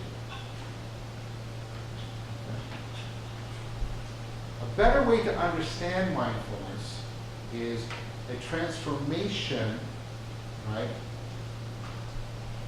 A transformation so that certain principles become active in your consciousness and your cognition. It's more like, again, this is what Dykman's trying to point to, it's more of a training and transforming so that things go from being ideas to the very way in which you see and exist in the world. Again, let's point back, just to give you an initial sense of what I'm talking about, let's go back to the story of Ivan Illich. He always knew he was going to die. But then he knew he was going to die. It became a palpable present principle that was organizing his experience, his cognition, and ultimately transforming his very character in the world. That's what we're talking about. That's what mindfulness ultimately means. It means taking truths and making them the living structures of how you connect to reality.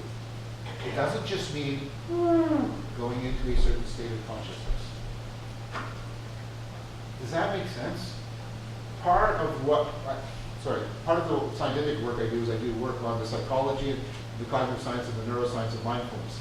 And so I just published a book chapter on this. It's very critical of the way we are misappropriating the idea of mindfulness in the West. Yes? Can you say the definition of mindfulness? I haven't given you one yet. Because what I'm doing is first trying to clear away a lot of preconceptions that are in the current culture about mindfulness. I'm trying to do the Socratic thing, of getting you to a good not knowing so that you're ready to know. It sounds horribly pretentious on my part. I'm sorry, but that's what I am trying to do.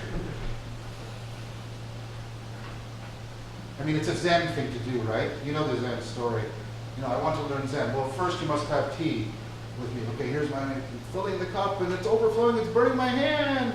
Yes, you must empty your cup first before I can give it to you. This is a classic Zen, right? So, most people would just leave. But I think you're just lousy at giving you tea. Okay.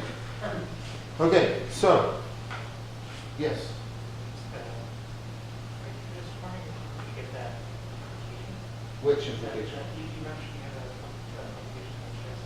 Is that already available? Yes, it's in a book called, it's an Oxford book, it's 2016, it's called, I should know this right. It's called Hypnosis and Meditation Towards a Science of Conscious Planes, which I think is meant to mean the planes of consciousness, not planes that are conscious.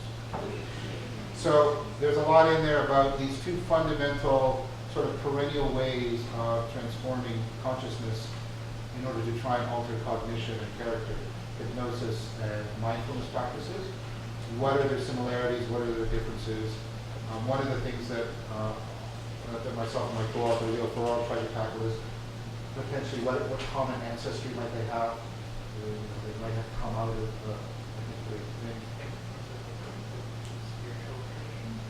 even deeper than that.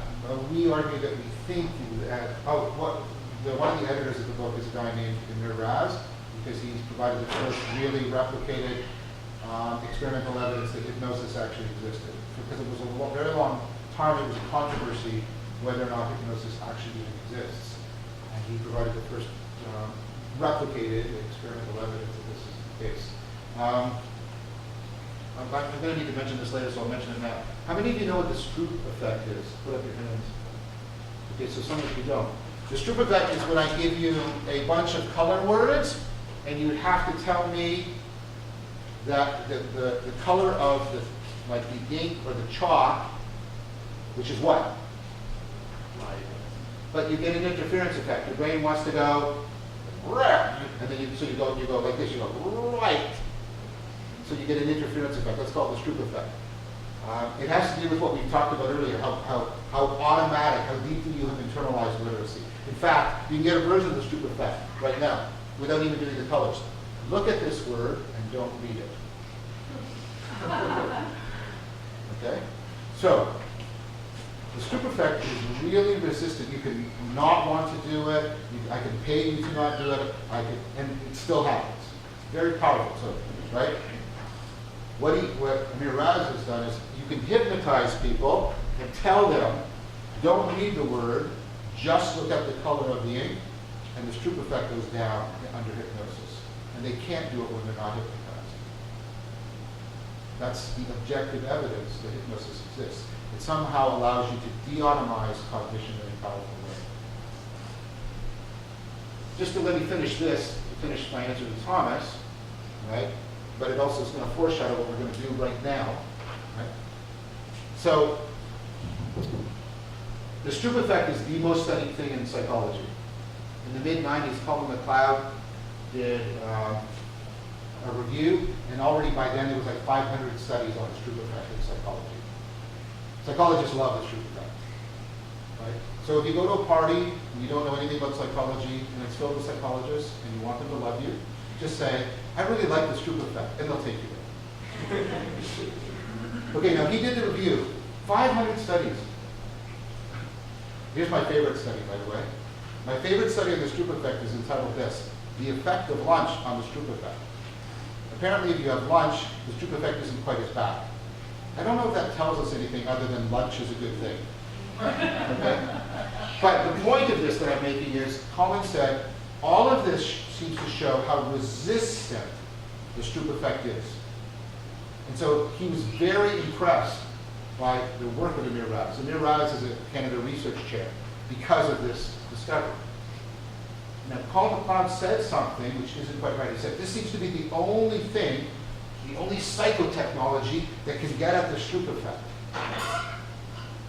He's wrong. We have experimental evidence for one other psychotechnology that can significantly reduce the Stroop effect. Meditation. Meditation. This is why, I have to do all this to get back to you, there seems to be reason to try to look at how hypnosis and meditation and mindfulness practices, like what do they share in common? What could they have? And so part of the paper is trying, which I'll talk to you guys very shortly, so trying to get at what are the attentional mechanisms that work in mindfulness. We're going to talk about that right now. But the other thing, which I might get to talk to when I talk about the upper Paleolithic transition, if I get to in the course, right, is we propose that there is a much older practice in which hypnosis and mindfulness techniques are naturally integrated together, which is probably the oldest kind of practice, at least the oldest that we have evidence for, in which, right, hypnosis and mindfulness elements are drawn together, and that's ritual. I mean ritual in a spiritual or religious context. Because when people are performing ritual, they have to sort of concentrate and focus attention like they do in mindfulness. But they also have to give agency over to some other being. Because when you're doing a ritual, you're not Bob, you're acting on behalf. So you put yourself into a highly suggested state, it's called decentering, and you're also doing the mindfulness stuff, and they actually reinforce each other. And as far as we can tell, ritual goes as far back as we can find, human beings. So that's the speculation. Okay? All of this is going on here, too. Okay? So all of this stuff is going on, ritual and hypnosis-like things and meditation-like things. All of these psychotechnologies are really, this is why we have the association of these psychotechnologies with India and the mysterious East, which has a significant degree of ethnocentric racism attached to it, too. Okay? Because, part of what it sounds like we're praising them, the mysterious East, but we're also saying we're the technologically superior West. So you have to be careful about these dichotomies. Okay? Anyways, what's going on is this. Now, let's try and talk a little bit about what's going on. Right? So we're going to do a little experiment together. Okay, we're not going to get done ancient India today, but we're going to start it. And what I need you to do, some of you have done this with me before, and it doesn't matter. You're going to do it again. Okay? So I want you to get a pen or a pencil. If you don't have any, you might need to borrow some from Thomas. He usually brings about 17,000 with him. Okay? Okay. So you're going to get an object that you can hold in one hand or put on your desk in front of you. Then you're going to get your pen or your pencil. This is going to be your probe. I don't mean anything graphic or gross by that. Okay? So let's say my object is this. Don't do it yet. Don't do it yet. Don't do it yet. Okay, wait till we're doing it together. Let me just describe it to you. Now, you're going to have to do a little bit of a conceit with me. You're going to have to pretend that you didn't see the object before. So this is a convenient sample, not a random sample for those of you who are in statistics. Okay, but what you're going to do is you're going to pretend you didn't see this object. You're going to close your eyes and you're going to tap the object, right, with your probe, as if you were trying to determine what kind of object it is, okay? Now, what I need you to do, I'm going to be saying things and asking you to do things with your attention, but I need you to keep tapping throughout. Don't stop tapping or you'll destroy what we're doing. Is that clear? So you're going to keep tapping the object. Okay, so everybody close your eyes, start tapping the object until you get some awareness in your mind of what the object is. Okay, so close your eyes, start doing it now. Start doing it.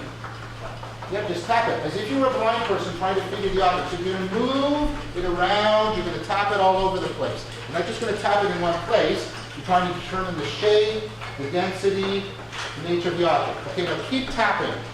Keep tapping, but shift your awareness inside your probe. Feel how your pen or your pencil is moving around, shifting location, shifting its angle.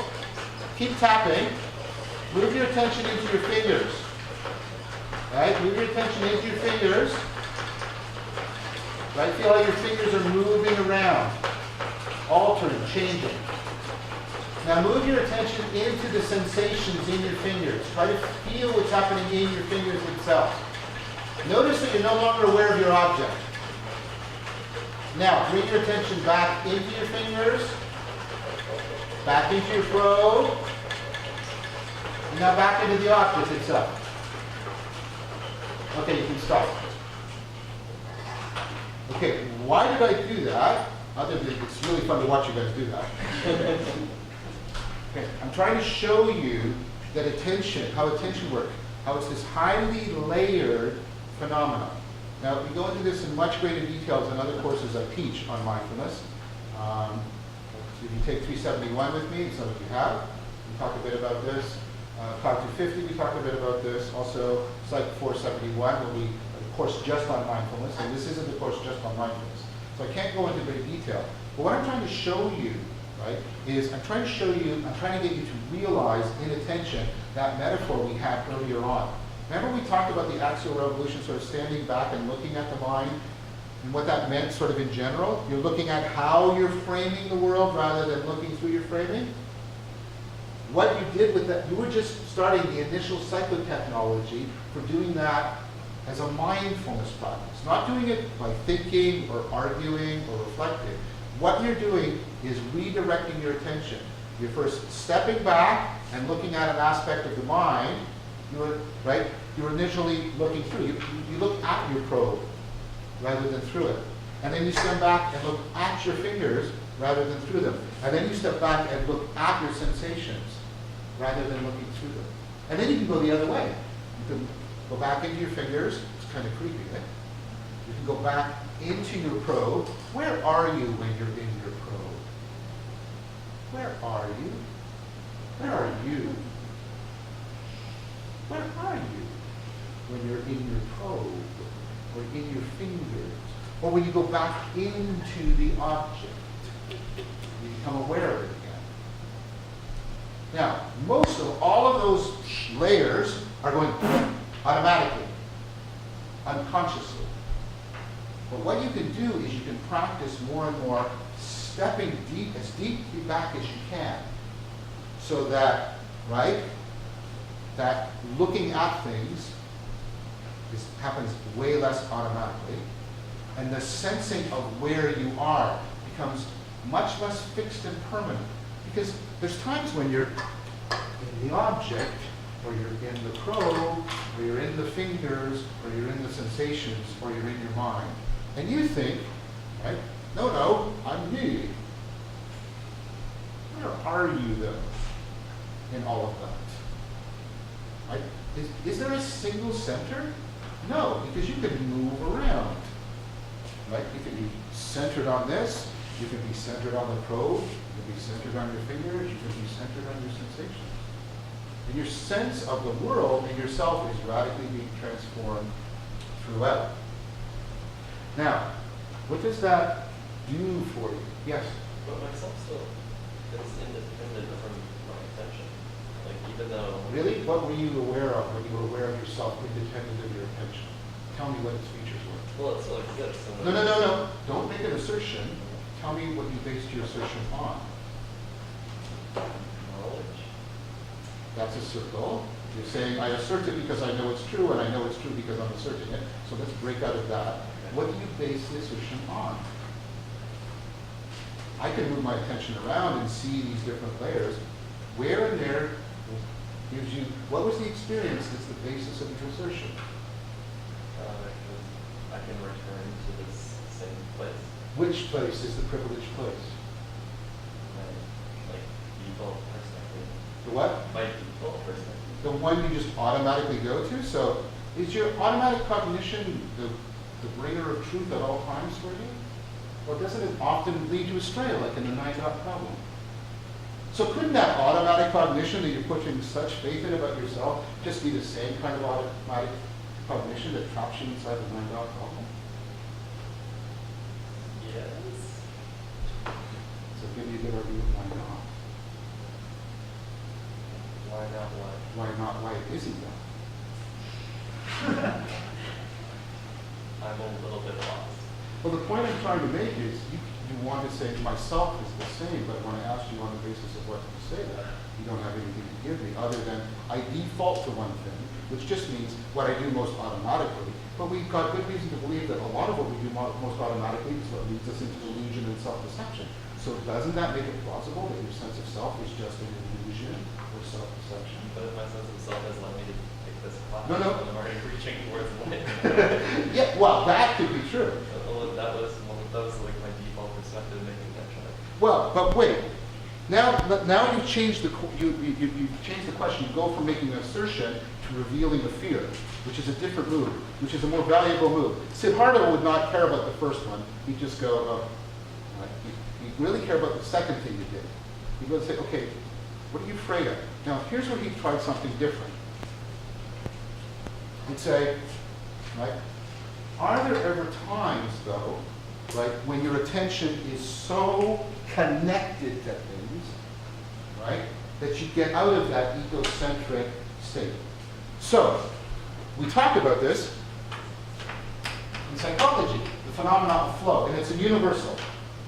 It's a universal. Cross cultures, genders, socioeconomic status, historical backgrounds, language, people report having this experience in remarkably identical terms. Now, universals are important like that because they point to something fundamental in cognition. Now, what's the flow state? Have you ever been you're involved in a situation where the task is it's not too demanding so that you're overwhelmed and you're going, ah! But it's so demanding you have to give all of your attention to it. Like maybe you're sparring in the martial arts. Maybe you're rock climbing, right? Maybe you're dancing. Maybe you're playing jazz. You're so immersed in it. Right? You get into what's called the flow state. You're in the zone. Athletes seek it because it's optimal performance. You perform at your best when you're in the flow state. Okay, so you're in the flow state because attention, right, it's putting you into an altered state of consciousness that is radically altering your cognition. Okay, so like you talk to goalies when they're in the flow state, it's like I put out my hand and the puck is there. I know that like when I'm sparring, it's like the move, it's like you know at one level, because you can sense it metabolically that you're spending lots of calories, but at another level it feels effortless. It feels like pure grace. The jazz musicians seek getting into flow. Because when you're in flow, that's when you produce the best jazz. And you can actually measure differences in the brain state when people go into the flow state. Now people seek this out. Why else would they rock climb? It doesn't make any sense. It's a bizarre thing to do. We talked about this before, right? I mean, it's like, you climb up that rock. It's going to be dangerous. You're going to hurt yourself. It'll be really, really scary because you could die. And once you get to the top, come back down. The rock climbers tend, and I've talked to rock climbers, there's been some research on, they tend to seek it out because it gets people into the flow state. And what are some of the features of the flow state? You feel at one. Think about plotinus. You feel at one with your environment. Right? Time seems to distort. Right? It seems to slow down in some way. Things become super salient. There's an ongoing sense of discovery and involvement. And people regard it as optimal, even though it's not the same thing as pleasure. Yes?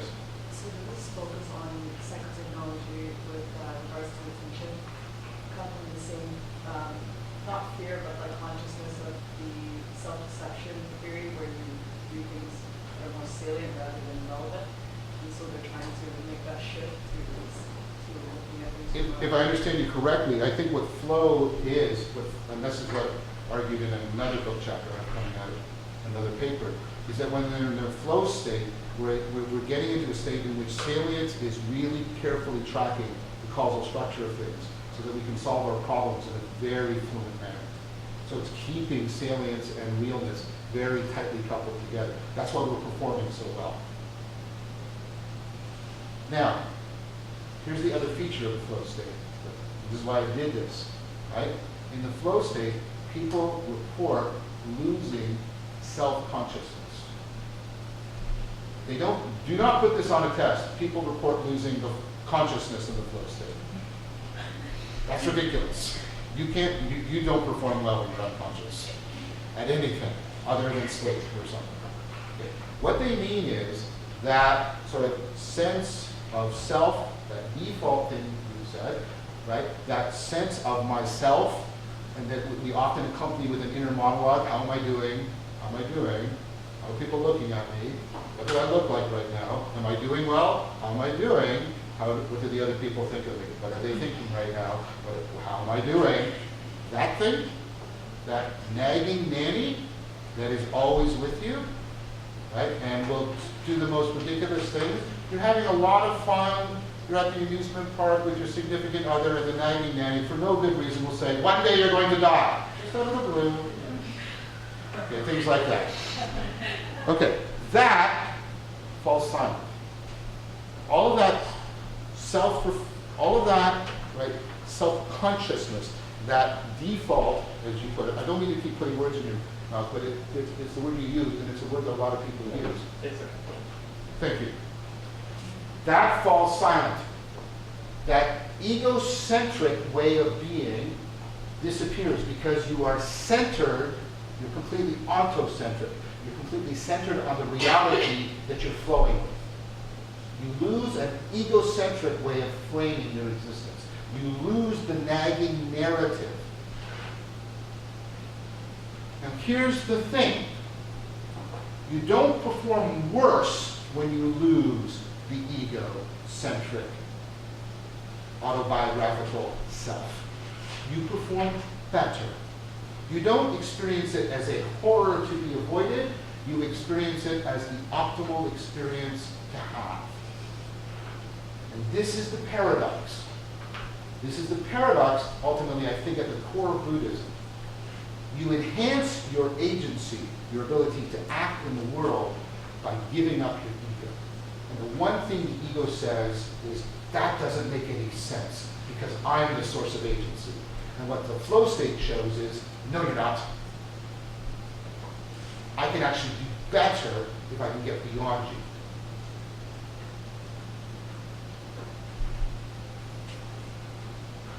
So, what if you could do this so that you were more, and that your default setting was not egocentric, trapped inside the prison of my nanny self? What if your default setting was to flow? And not just when you're rock climbing, not just when you're doing jazz, but everywhere.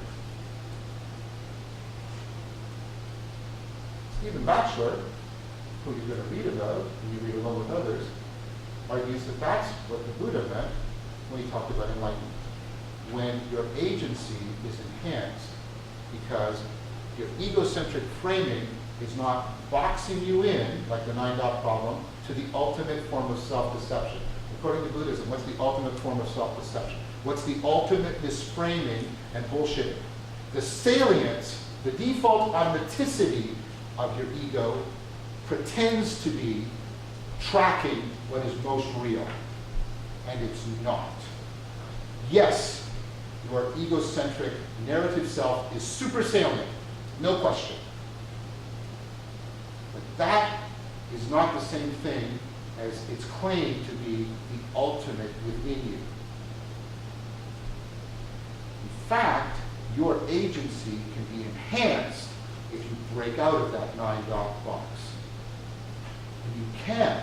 It is not foreign to you. You're all capable of flow. Flow is a universal. Now, when we talk about flow, not just in this event, we're talking about a comprehensive kind of wisdom that would make that kind of cross-contextual flow possible. That's the Buddhist idea of enlightenment. And the idea is meditation, I mean, we're appropriating it to deal with depression and anxiety, and I'm not saying you should stop doing that. That's a good thing. Reducing suffering, always good. Right? But we're forgetting something, and we're forgetting it even in the notion of suffering. Okay? So, many of you know, oh, Buddhism is about reducing suffering. That's why we use it to get rid of anxiety, right, and depression. And you're right, and there's a sense in which that's right. But when I right, say this word, you hear this. Pain or distress, right? Which is not the ultimate or original meaning of suffering.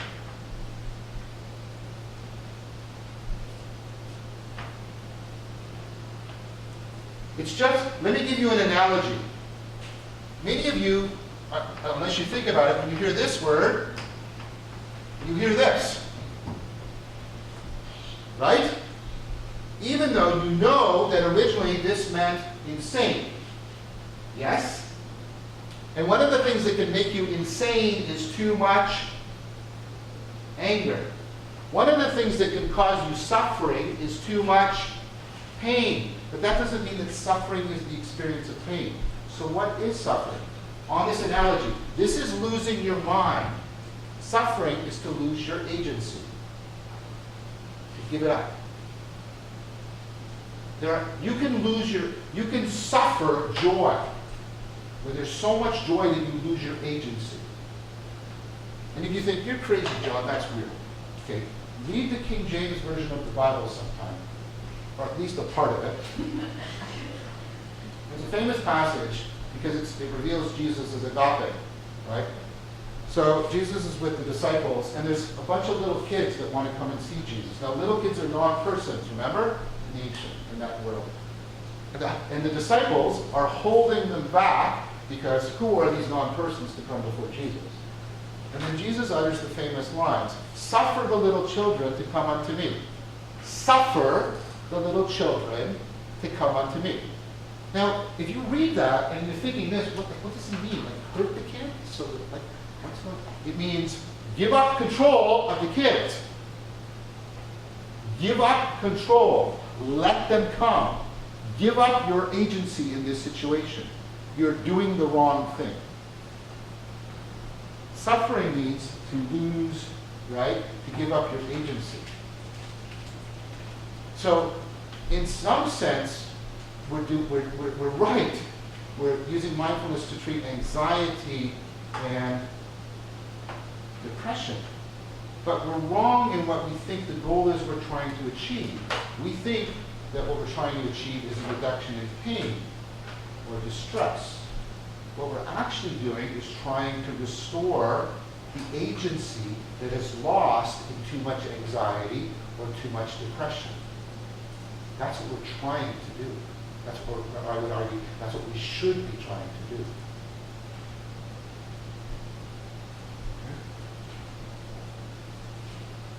So what's going on, right, is in Buddhism is the discovery of these, right, techniques, these psychotechnologies, for stepping back and looking at, and then stepping back and looking at, and stepping back and looking at, and stepping back and looking at, until you drop out of, you dissolve beneath,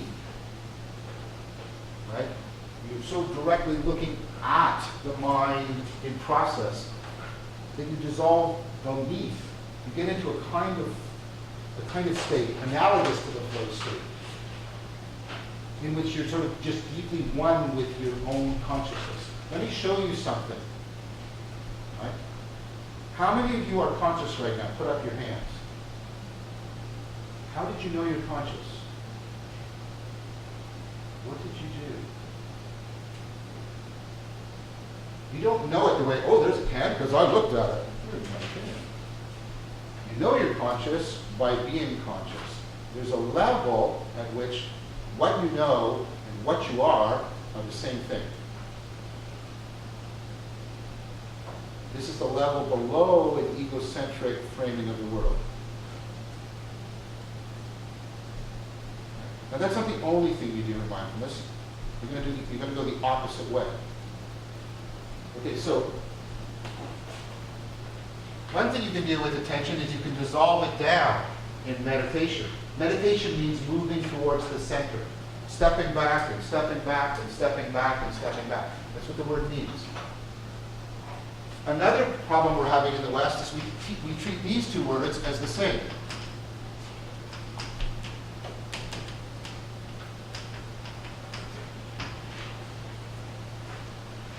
That's a mistake. Okay? So this is the dissolving down I'm talking about in meditation, moving towards the center.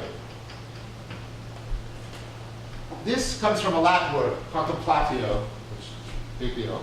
Do you know what it's the Latin equivalent of? It's the Latin equivalent of this Greek word.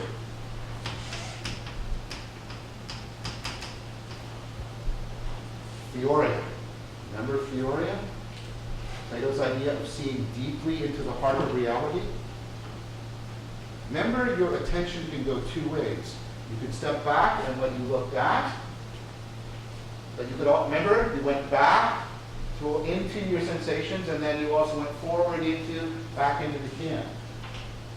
Sort of was a cut sentence. But what you can do, right, is you can do that. You can go from looking at things in the world to trying to look deeper through them into their underlying reality. That's what theoria means. That's a contemplative practice. The contemplative practice is to try to see deeper into reality, to look through it rather than at it, to not be satisfied with the default mode that you also assign to the world. There's a man. I'm done. I'm done. Well, I'll talk about some features, but I want to see deeper. So the Buddha also talked about contemplative practices, practices where you try to see more deeply into things. Things like contemplating the three marks, trying to see how, contrary to how it seems right now, trying to see how everything is impermanent, trying to see how everything is interconnected, trying to see how you're projecting, right, your false expectations and false sense of permanence onto everything. You're just satisfied because of that. We'll come back to this. This is called dukkha. The word that we mistranslate as suffering, which we then misunderstand as pain. Right? So, they also practice compassion exercises. Now, how is it like agape? Because what I try to do when I practice metta, right, M-E-T-T-A, loving kindness, what I try to do is I try to see how I'm automatically assuming an identity before you and assigning you an identity. And what I try to do is unlock this and unlock this so I can see more deeply into you while allowing you to more deeply come into me. And that affords agape, because now I'm affording myself to be part of the process by which your very identity is being constructed. I'm opening myself up and making myself available to you in that way. It doesn't mean that I forgive you for everything you've done to me, or anything like that, or I pity you for your circumstances. It means I open my mind in such a way that I afford you that transformation. I no longer automatically default into locking my identity and assigning you one. I open it up. I try to see more deeply into you, allow you to see more deeply into me. So you also go the opposite way, right? You sort of scale up, theoria. That's contemplation. Now notice you're doing this comprehensively, not just in your state of consciousness, but to your state of consciousness. So the insight you're after isn't an insight in your consciousness, it's an insight of your consciousness. You're trying to transform your whole consciousness. But think about this. Why would you want both of these practices? Let's go back to a problem you might have heard of. It's called the 9-dot problem.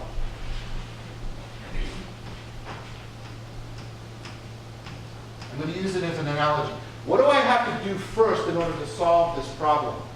I have to dissolve away from the automatic framing of it and myself that I'm doing here. As long as I'm a connected daughter, and that's a square, I can't solve this problem. I have to dissolve it away. But that's not enough to solve it. What do I have to do? I have to open up and alter what I actually find relevant or salient. I have to look more deeply into things. I have to do this too. If I practice both of these, right, first of all, I'll get more insights in my consciousness, but eventually I'll get insights of my consciousness.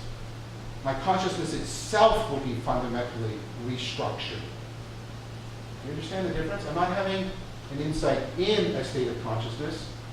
My consciousness is being transformed in an insightful manner itself. So that I'm no longer in the box of the ego narrative framing of myself and the world. And I see past the default deception that the ego is the ultimate source of agency. And I get the trans-egoic, as some people put it now, sense of agency.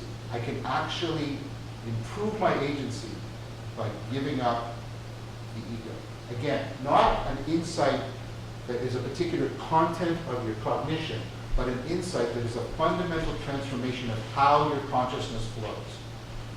That then changes this, and then the idea is these two together can change this. Where your character is no longer, the way you structure and train your agency is no longer bound to your ego narrative perspective. Now this is different, hang on a moment, this is different in some very fundamental ways from the central role that narrative is given in the West. There's a possible difference, a conflict. This is also a different set of psychotechnologies, right? Because it has a history separate from all the ones I've been talking to you about. But it's still axial. It's still axial because it's still two worlds. There's the world of samsara, the whirlpool of illusion, the everyday existence when we are trapped. There's this hole that everything is spinning around, the ego center, that is causing all this illusion and delusion. And then there's nirvana. We blow out the fever, the flame that's inflaming our consciousness, and then we see things free. We flourish in a flowing agency that is free from that fundamental form of self-deception. But it's still the two worlds, the world of samsara and nirvana. Now, eventually, Zen and some of the other traditions are going to say, they're going to come to the realization that this really isn't two worlds. They're going to say samsara is nirvana, nirvana is samsara, right? They're just the same things. One viewed from the non-enlightened mind. It's the same thing, but one is the view from the unenlightened mind, and one is the view from the enlightened mind. Right? But it's still axial. It's still axial through and through. I have to get the wisdom that will help me self-transcend the self-deception so that I can move from the illusory world to the real world, so that I can move from the world of suffering to the world of optimal agency. Thank you for waiting, Alan. What was your question? Can you speak very loudly, please? How come you're not confounding between the words dissolving and scaling up between that on board and that on board dimension? I don't understand your question. Can you? You mentioned like scaling up, like you say scaling up and solution is that side of the board, but how come you're not confounding it with that side of the board that's just scaling up and scaling down? What's this side of the board? What did you mean? I'm not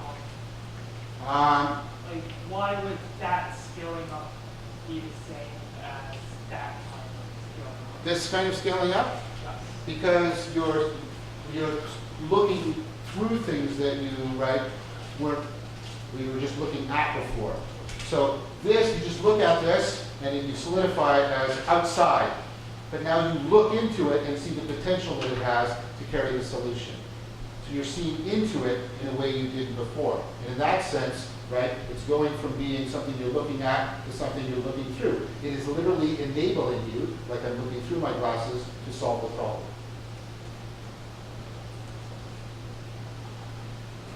So, what we have is a axial revolution that has similar ideas in some ways, the two worlds, the wisdom as self-transcendence, the overcoming of self-deception. Very similar, but also very different. For one thing, it's different in the role it assigns to the narrative and to the ego. And it's different because it has a separate history from this history that we've talked about before of the intersection of the narrative, the nomological, and the normative orders. That's important because it has enough similarity that we can connect to it, but enough difference that it can make a difference to us. And we need something that will make a difference. Why? Because that beautiful order, those three orders, and all of that rich meaning were lost. And we're going to talk about how that happened on Wednesday. Thank you very much for your time.